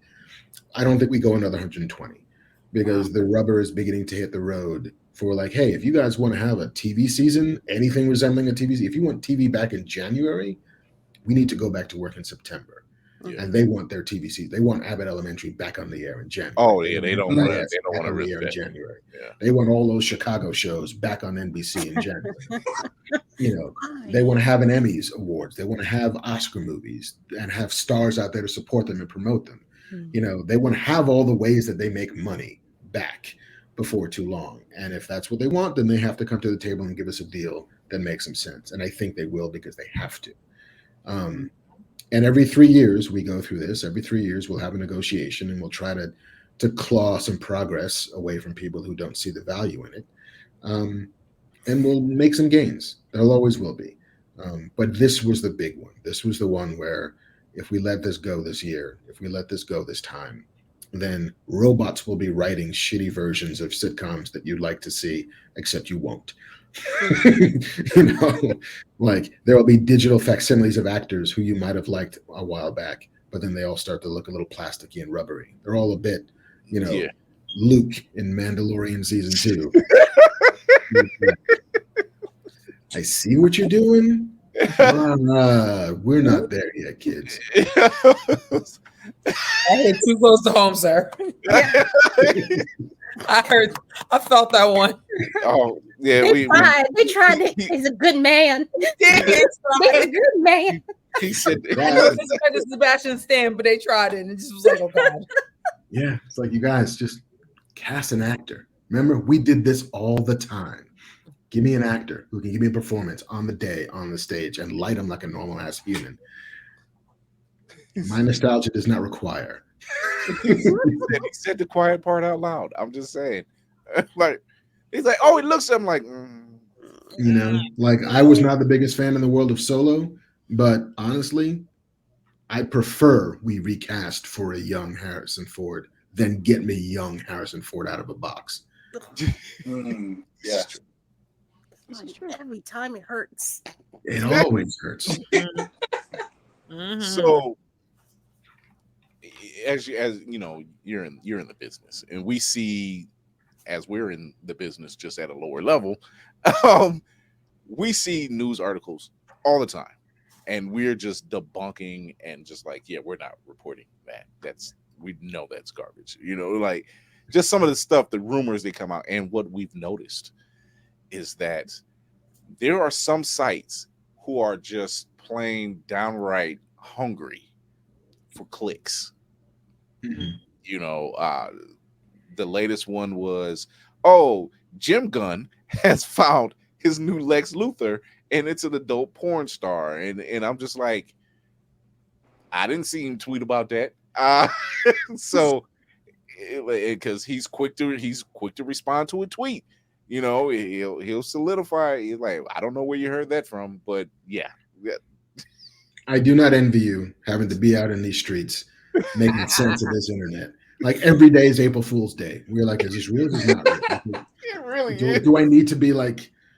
Do I need a vetting squad to figure out what's legitimate and what isn't? I do not envy it because it's all nonsense. It is. Truly. We've been in chats together. We're in the chat room together, and we're just like, this is bullshit. Like they're running out of stuff to talk about. They're running out of stuff. They're mentioning movies from 3 years ago, and there's like, oh, do you want to see this cut? No, we don't. It's not even on our radar to talk about. So. Yeah, I mean, and some of that is because of the studio's inability to make a deal with us. So there's no new development news. Nothing is in production. There's no like new stills of a thing happening. There's nobody across the street, with a telephoto lens getting some images of whatever. Like all of the grist for the mill of news is, especially pop culture news, is beginning to dry up. And so like, all right, let's just invent some shit. Yeah. Like we got to do something. We gotta do something. Guess who's Reed Richards this week? Yeah. Until I see the Mouse King literally come out and say, and this is our cast. I'm like, it's not happening. It's like they literally just every day. And you're right, it's every day, it's something new. And I'm just like, yeah, we're gonna be talking about the comics and some video games over here today because that stuff ain't working right now. We just know the strike is still going on. We haven't heard from anybody that the higher up anyway, or like D23, that's in the fall. Mm-hmm. Yeah, that expo's in the fall. I'm pretty sure y'all want something. Because if you don't, you're going to be canceling that too. So it'll be a fan event. Yeah. They'll make you pay $500 for just to stand in the line to get in the line to buy the ticket for the thing you want to go see. Yeah, like who's going to be on the stage? Well, we can talk about animation, kind of. We can talk about video games, kind of, but we can get no more insight into Phase 5. They just like when I'm like, be patient, just chill out, just go back, watch 1 through 4. It's plenty of content. Just go watch that and do it again. Yeah. Let's do it all again. Go watch Suits. Plenty of time. Go watch Suits. Yeah, yeah. Go watch Suits. I don't know what happened. Watch Suits. Yeah, I don't know what happened. It was like, why did Suits blow up all of a sudden? I'm like, I need the second half of Doom Patrol while you're playing. I don't know, man. That's like the mystery of the month. Is like somebody explain to me how Suits is like the thing that people love right now. I'm still of all the shows. I still don't understand it.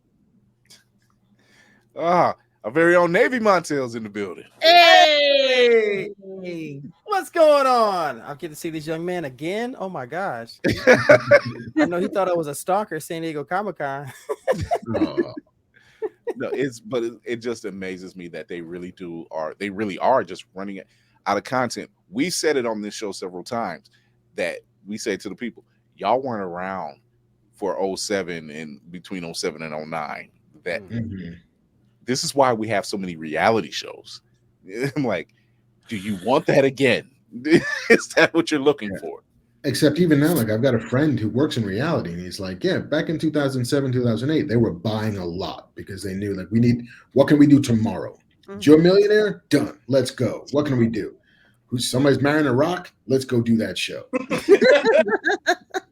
But now they're like, hey, it's fine. We have 12 seasons of Remake My House into a Bowling Alley. We have 11 seasons of Why Do My Balls Hurt? Like the floor is lava. Like all of this floor is lava. Literally. He's not wrong, y'all. It's all there. So like, we don't need new stuff. Just direct them to the old stuff. You about to give some people some ideas on that one. Why my balls hurt? I mean, isn't that like all of MTV's programming? Called Jackass 3.0. That's what it's called. My spouse was a comic poster. Yes. I seen a clip from, I don't know what this game show was, but the young lady was singing Whitney Houston song. Beautiful voice. She was hitting the notes. But the two co-hosts were helping her walk a platform, and each platform there was a removable window, and it was various things in it. The first one was fish guts. I think the second one was maggots. Another one was some kind of pinching bug. The other one was scorpions, and I swear to God, the last one was a small crocodile. I don't know. Why? And I'm sitting there watching it, and this was on X, as formerly known as Twitter. I'm like, there's a problem right there. I'm watching this thing go unfold, and I'm like, she's not gonna step in there with the crocodile. And then she does. She slowly steps in there. Mind you, fish guts and maggots is all on her feet, you know.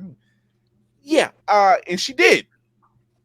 And I'm like, yeah, these folks are crazy. This reminds me of those Japanese game shows. Yeah. They didn't do that though. They didn't go that direction. I feel like they were close. I mean, it's a little fear factor though. Just now you also have I was just thinking that too. Yeah. Can you hold a note? Well, they got a guy who literally will eat buffalo balls with no problem. I don't know what the hell that's all about, but you know. It's a delicacy. Is he a Rima paper? He has to be a Rima paper. Oh, he's more like, you know, Rima paper with some red marker on it, but you know, whatever. What the? Jesus. Alabaster. Wow. Alabaster. Wow. We wasting the artistic materials on reams of paper. Go figure. Off-white offenders. Off-white. Okay. Yes. The alabaster aggressors, ladies and gentlemen. There it is. That one down. That part. There we go. Coming to a rally near you. So, Mark, other than the strike, I will apologize. Don't apologize. People come here for the comedy. So they come because we know what we're talking about and we're funny. And we ain't playing either. Let's go. All of that, all of the above. Come to Blur's Eye View. You like us.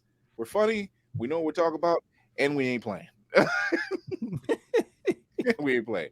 Black Spartan, just making it. What's up? What's up, sir? I know you got a couple questions for Mr. Bernardin here. First off, sir, welcome. Dude, he's our engineer of the ship. He lifts warp drives for a living. Literally. Definitely not figuratively. Not yet, anyway. He's not glowing yet. What are we supposed to do? Let him glow. Just let him glow. You live 1454 block, and they think you're Hercules. Okay. Yes. You did that. You live one by yourself, and now all of a sudden you're Hercules. Dang, I was going to ask what has already been asked before we shoot the shot, man. Shoot the shot. Jesus, where can I go with this? We'll buzz you if you hit one that we've already cut in. I got a buzzer. That buzzer would have went off about 5 seconds ago. This was Family Feud. I would have already costed us $25,000. But that's facts. Okay, I guess asking this: do you see as far as the ongoing strike, I should say? Is there advice that you can give for those? And forgive me if this was already he almost caught the buzzer. Okay. All right. For those that are trying to find creative outlets, if you will, or just sitting on ideas, or kind of in this, I'm waiting until the dust settles, things of that nature. What advice would you give for up and coming creators? I would say. I would say to write. The strike does not prohibit us from writing. Okay. It prohibits us from writing for and getting paid by a struck company. You can write for yourself, and there is going to be a hunger for material on the other side of the strike.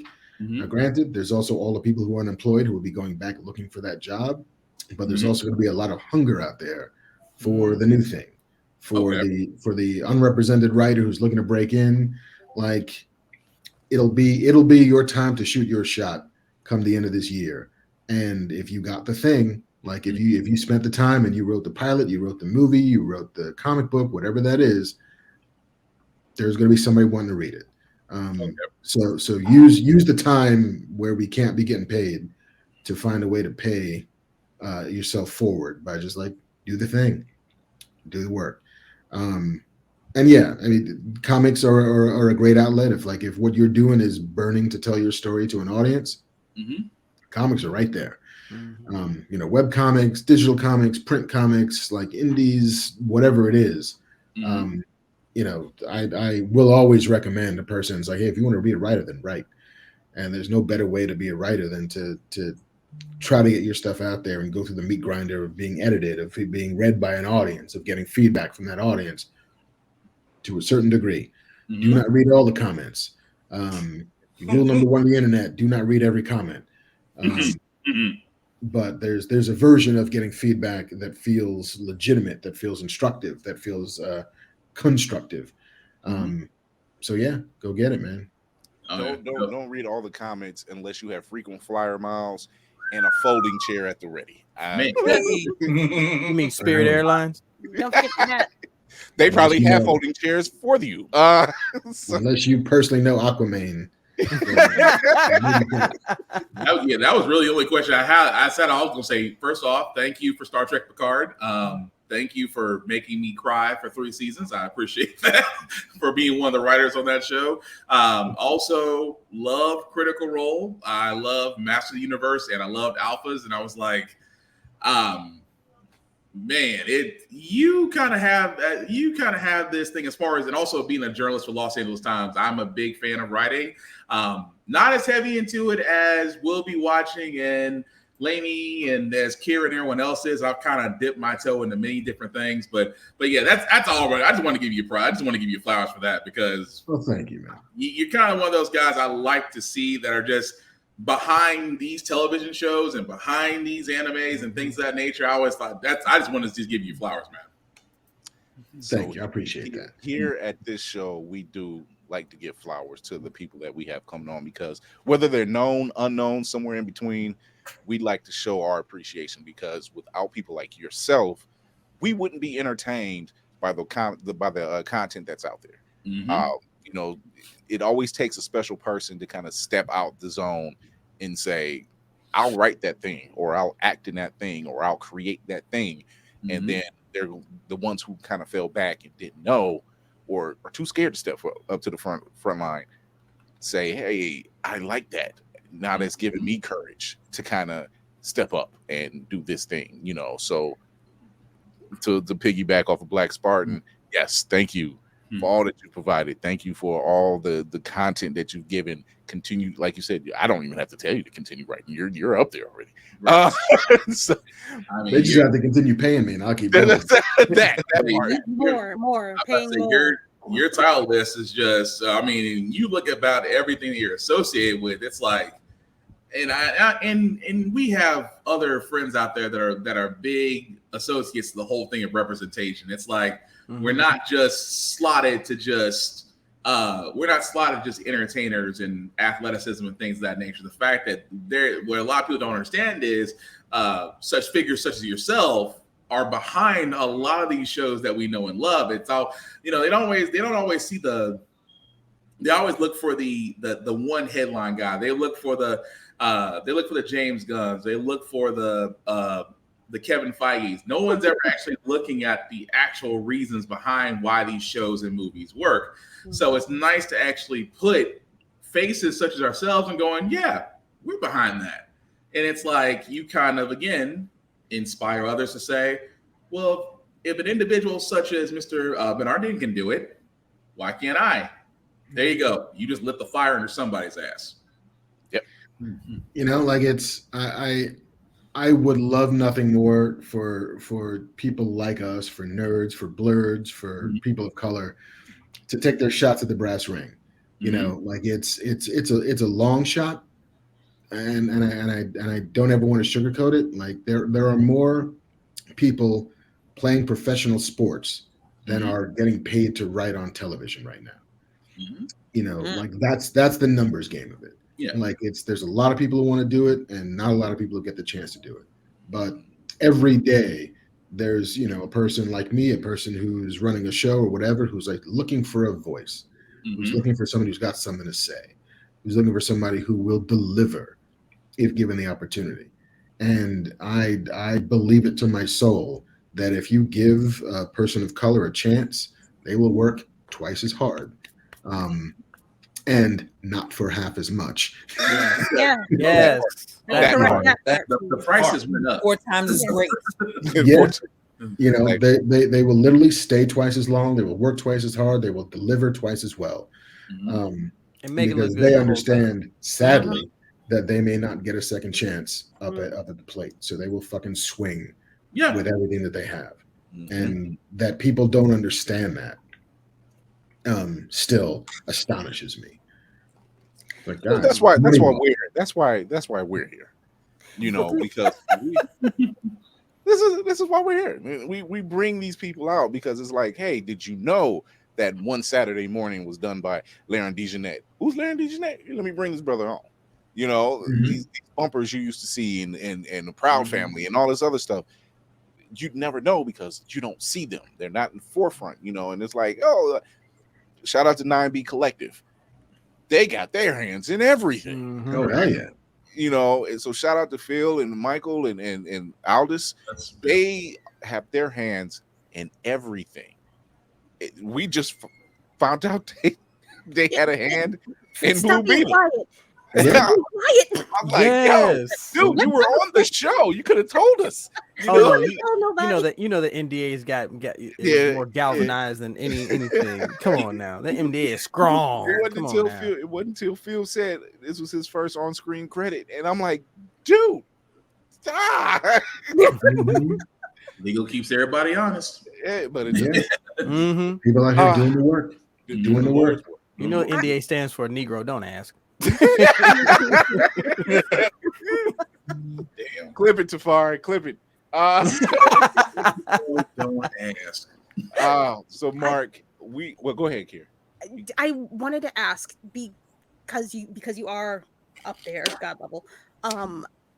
Have you noticed an increase in the presence of us in upper levels of ownership, of creativity, network? Well, not even networks, not yet. We're getting there, but where we're building our own platforms and they're secure places for us to be at. Have you noticed an uptick in those kind of? I feel like there was a wave, like the Black Panther effect, of like, hey, this made $1 billion. We'd all like to make $1 billion. What we're not going to do, however, is greenlight a bunch of Black superhero movies. Instead, and the wave kind of crested with the summer of George Floyd, of everybody realizing that we are not nearly diverse enough, that we don't have any diversity inclusion programs. There are no people of color with greenlight authority at studios and TV networks. And so there was a push to kind of begin to integrate those upper echelons of the executive ranks, because that's where the power is, right? That's the power of, we want to get this show made. Who can make this show? We will empower people of color to greenlight programs that will reflect their experience. It was a wonderful idea that never actually matriculated and matured and yielded very much. And now this year, not like a month ago, you start seeing all of those diversity executives starting to leave places. You start to see or get fired. You start to see like cool people. You start to see like either we're leaving, we're closing up shop, we're shifting the initiative, whatever it is. And it feels like it was just a kind of a cyclical exercise in we noticed that we shouldn't just put up a black box, and so we should maybe hire some people, but maybe not give them all the resources and the latitude and power that they needed to change the face of entertainment in a way that it absolutely should change.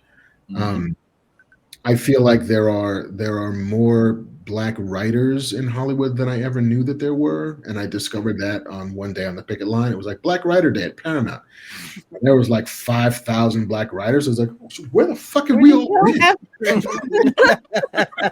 Shit, we out here. How did we not have the cookout yet? Like, what the hell?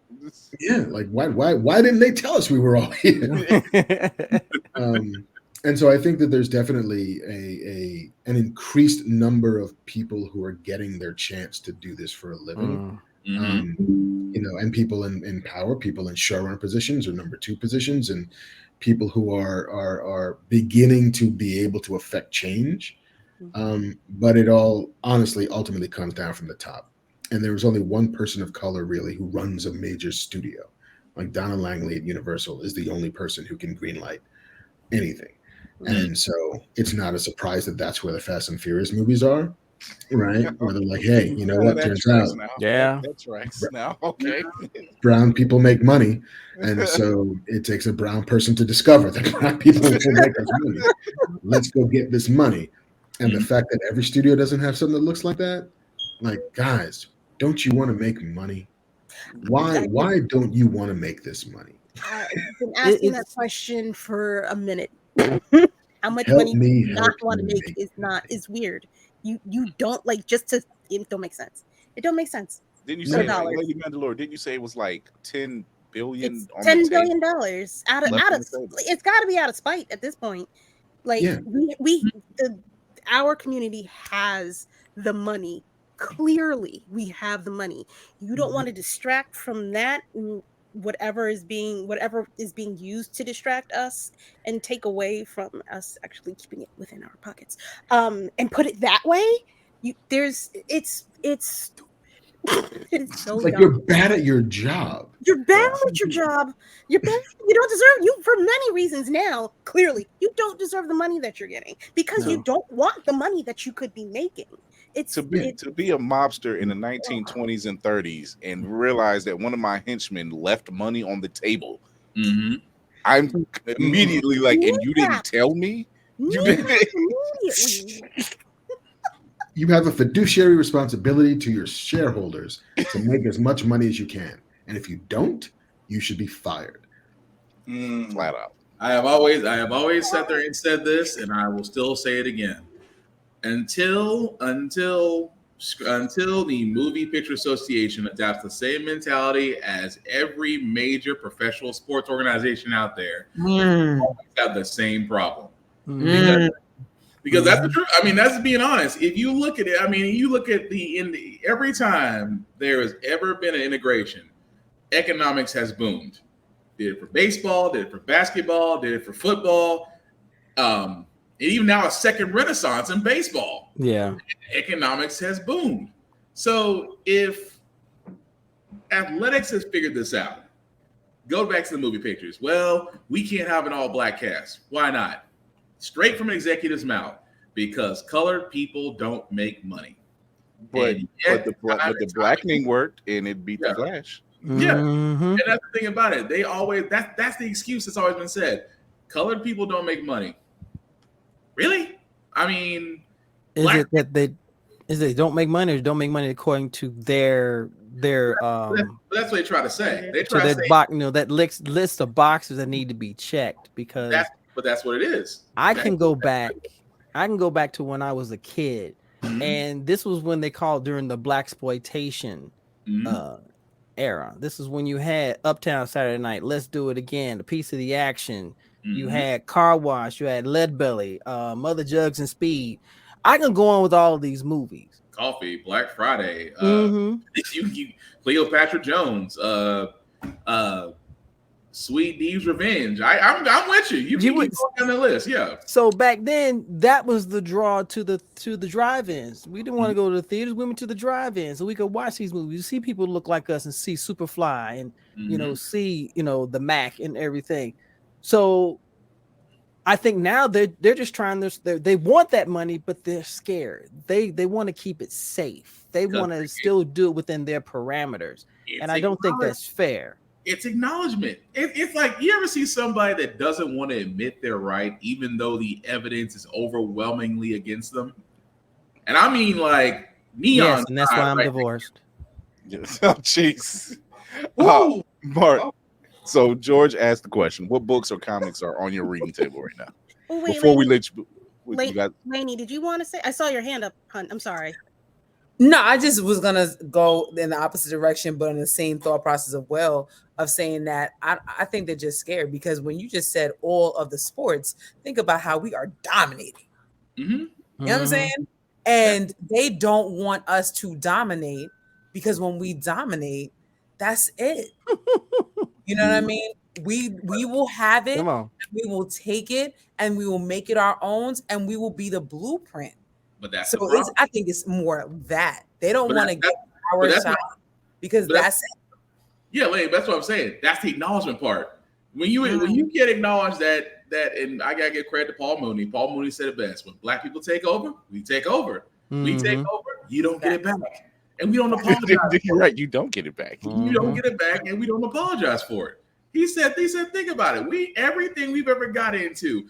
I remember what did he say about Serena Williams? When you saw them two little black girls take over tennis, white people weren't thinking about that until they realized, oh shit, they've won every that was me coming up. I remember that. But but it's so funny. But that's what I'm saying when I say about acknowledgement. See, when Tiger Woods was winning, white people were okay with Tiger Woods. Oh, he's so elegant. He's so poised. Look at his father. His father's so proud. They are light skinned as all get out, but Tiger was dominating. White people didn't care until Tiger started getting close to Jack Nicklaus. That all-time record. White people like, we don't know. We don't know if we can be ready for a black person to take over. They didn't want to give him that jacket. Yeah. So again, didn't want to give him the jacket. So look at where we are now. You won't give black writers the credit that they are overwhelmingly due. You won't give black actors the credit they are overwhelmingly due. You won't give the opportunity for them to be showrunners. You won't give the opportunity for them to be executive producers. Why? Because you know as well as we do, as well as everybody in this podcast knows, when we take over, we take over, and we don't give it back. But the ones that are collecting the money don't say shit. We're Kobe out here in the game. That's what it is. Jerry West never said shit when all the Lakers were black. Hey. Come on. Was he not collecting billions? That check was looking nice to him. That's why. That's why the Lakers have always been a franchise team. So yeah, what books or comics are on your reading table right now before we let you go? I meant to ask him this is San Diego, but this man was in a hurry. When I he was a flash. He was like, "How you doing? I'm gonna see him." I was like, "Oh my god." Yeah, man. No, that's another thing I learned from Kevin. Like, be a shark. Like, always be moving. Otherwise, you won't get where you're trying to go. I'll tell you. I bought this. Yeah. Ooh, yes, sir. Let's go. It's been a fucking minute since I read this. Oh man. And I did not feel like looking through my long boxes for stuff. So I'm like, I'm gonna just buy the fucking Bible. And read it. Such a good read. God, it's such a good read. But that's up next for me. And then there's a couple projects that I'm starting to do some research on that will require me to do some nonfiction reading, which I don't always love, but I do when it sounds like me. It ends up becoming worth its weight in gold.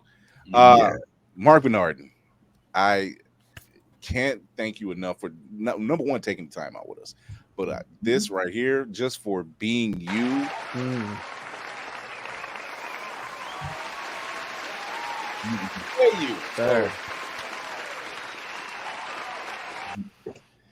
Thank you. No. Thank you for just the numerous accolades that you have. Congratulations again on the Gen Con award. The Splinter sounds amazing. I can't wait to see it. I know this crew can't wait to see it because it was given Twilight Zone. It was given Twilight Zone. Apparently, I can't put it up for free. Just $1. $1 is all we need to help feed 11 families. Buy this kid a sandwich. Yes. Our very own, my co-producer, Tafari, says come back anytime. Yes, sir. This door is always open. Many people have said that it's like the cookout. It's the cookout. I've always described the show as a cross between Arsenio Hall, Saturday Night Live, and Tonight Show with Jimmy Fallon. Only it's Tonight Show with this crew, and we're actually like more like Mad TV. Actually, it's like Tonight Show with the Roots. Yeah, right. I'm telling you, Mark is the uncle that brings all the Uno decks because you got that one cousin that stole them all. So he comes in like clutch. Can't even stack anymore. I got nothing but draw fours. Nothing but draw fours. He ain't gonna stack them. Done. Oh man. Hey, yes. APR TV, one of our sponsors, he says we can help with that dollar release. How much you need off the top? Give me a quarter. Y'all know what I say about opportunity. Mark, thank you once again. You're welcome back anytime, whenever your schedule allows. This was fun. Thank you for inviting me. Look at that. Come back on when you're allowed to talk about your stuff, because I want to talk about the light woo woo thing. The woo thing.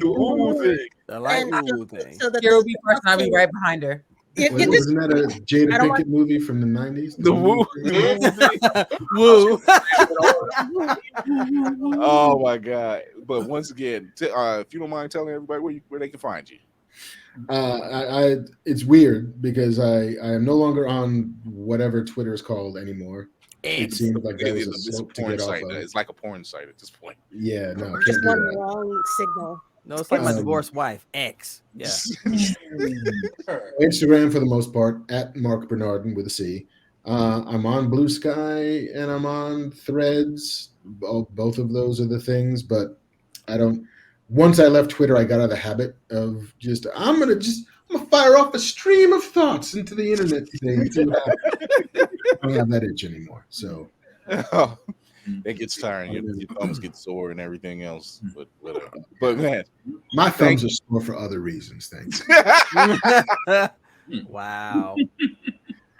This is why I knew. We got it. You dirty people out there, your minds are filthy. Not filthy. And Mark, before you go, thank you for Genius. That is a stellar comic. Oh my gosh. I picked that bad boy up a few years ago and I said, I want to meet the young man who wrote this and tell him thank you. But then I looked like a total teenager when I saw it, like, sir, Mark, and then academic hit the band again. He's like, hi, click, and he left. I was like, and also not that young. You're younger than me. How about that? But thank you once again from the Authority to King in Black to Adore, which we didn't talk about, to the Darth Vader. Dude, you are the legend. You are the legend that's in the blurred space, and we appreciate you. Tell Kevin that you'll take over the show for a couple weeks so we can have a week. Black Man Beyond. Listen, I am not a legend. I am standing on the shoulders of Phil Lamar, who is standing on the shoulders of LeVar Burton. There's a long lineage of us who've been trying to keep this space alive for people of the melanated community. Yeah, and so we are here for all of them. But thank you once again, man. Like I said, this door is open anytime. Next time I'll tell my wife to leave a plate. And so, please, and the big piece of chicken. The big piece of chicken. Oh my God, Lady Mandalore. Hi. Well, good evening. Hello, everybody. Hi. You can, as always, find me right here on Bird's Eye View, but you can find me on Instagram at Blurred. I also have a podcast and an Echo, apparently. Sundays at 9 p.m. Eastern Standard Time live, and you can also find me on the TikTok for now, where I do voiceover, or voice thing, work, whatever, and get extremely nervous and start to babble incessantly. I also have my name on TikTok, which is going to be Child of Mandalore, and I have a podcast called Child of Mandalore, where I talk about the history of Mandalore, not just the season or the new series, but the actual history of it. Find me there. I'm fun. I do voices. I get tired. Our Grill the Horror, Lainey from Geek by Heart. Talk to the people. Hey, I am Lainey, one half of Geek by Heart. Me and my husband run our YouTube channel at Geek by Heart, so check us out there. We talk about movies. We just talked about black people. Listen, I want to see that too. We talked about Blue Beetle. He also does streaming of God of War 3, and he's working his way to do God of War 2018 and then Ragnarok. So come join him there every weekend. Come join us at TikTok and come join us at IG. We are there on both. And it is never too late to do what you love. So do what you love. That. I'm gonna put the cinematic assassin up because I do love what's gonna happen afterwards. Go ahead and tell them where they can find you at. He's already doing a face. Not doing nothing. You can find me at Mayhem Media. That's MAYEHEM Media. You can also find me on purefandom.com where I talk movie trailers. You can find me at blurredseyeview.org where I talk about the actiony things in the movies where things go boom.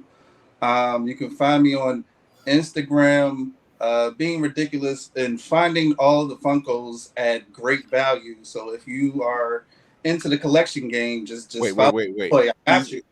To make it clear, he didn't say great value Funkos. He said finding Funkos at a great value.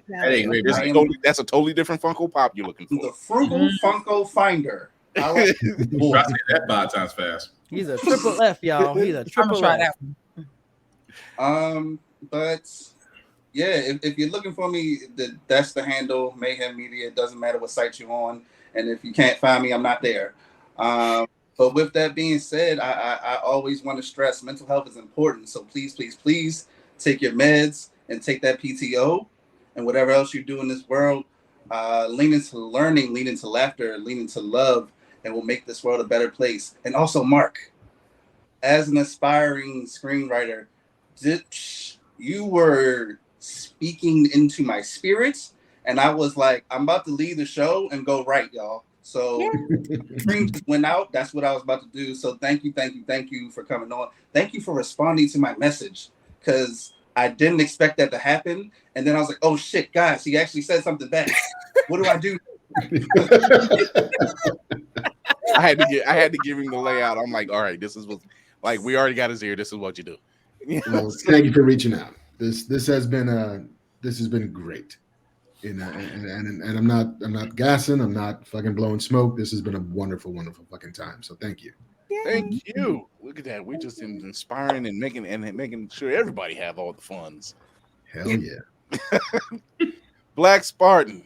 I was wondering, like, what face were you waiting for? Face from me or from Light Skin? I was looking for this one at first. Yeah. I was late. I thought he had one in the chamber, but I was late to the party, so I gotta apologize. But yes. Wesley Will. Wesley. There you go. There you go. You know what? I'm gonna practice my Nino Brown from New Jack City every time you do that. Just but anyway, I am Black Spartan, otherwise known as BlockBox447 on the socials. I usually do reviews. Otherwise known as the one who lifts warp drive engines for a living. That part. Yep. Aside from that, and scaring religious people, that's always been fun. That's a whole nother story. But anyway, a couple of podcasts I do have of my own. Of course, my daily political podcast, How the Frack We Got Here, every Wednesday and Saturday. My video game podcast called Get Bit Podcast every Friday. Both podcasts can be found on Facebook, YouTube, and Twitch. And my podcast can be found wherever podcasts are found, seen, or heard. That does include Opulence Radio and Always Record TV with the rest of the fleet. I am also one of the many heads of the blurredseyeview.org website for writing columns. I write wrestling. Why? Because wrestling is real and people are fake. Shout out to Mr. Kendi for that one. Really? Live. The funny part was I was watching Gargoyles before I left. Wow. I'm laughing because I was like, I just got through watching this morning. Aside from that, guys, again, if you are knowing someone or if you yourself are creating something new, whether it's a podcast, whether it's a business, whether it's a con, and you know someone's doing it, share it. It literally costs $0 to share it. If you give money, cool, but it's not required. But again, support them. You will support Beyonce if she knew you existed. Also, it is con season. So again, I have 3 simple quick rules. Number 1, at all times, respect all cosplayers. I don't mind being security because that's the one time I can bounce somebody in a con and nobody complains.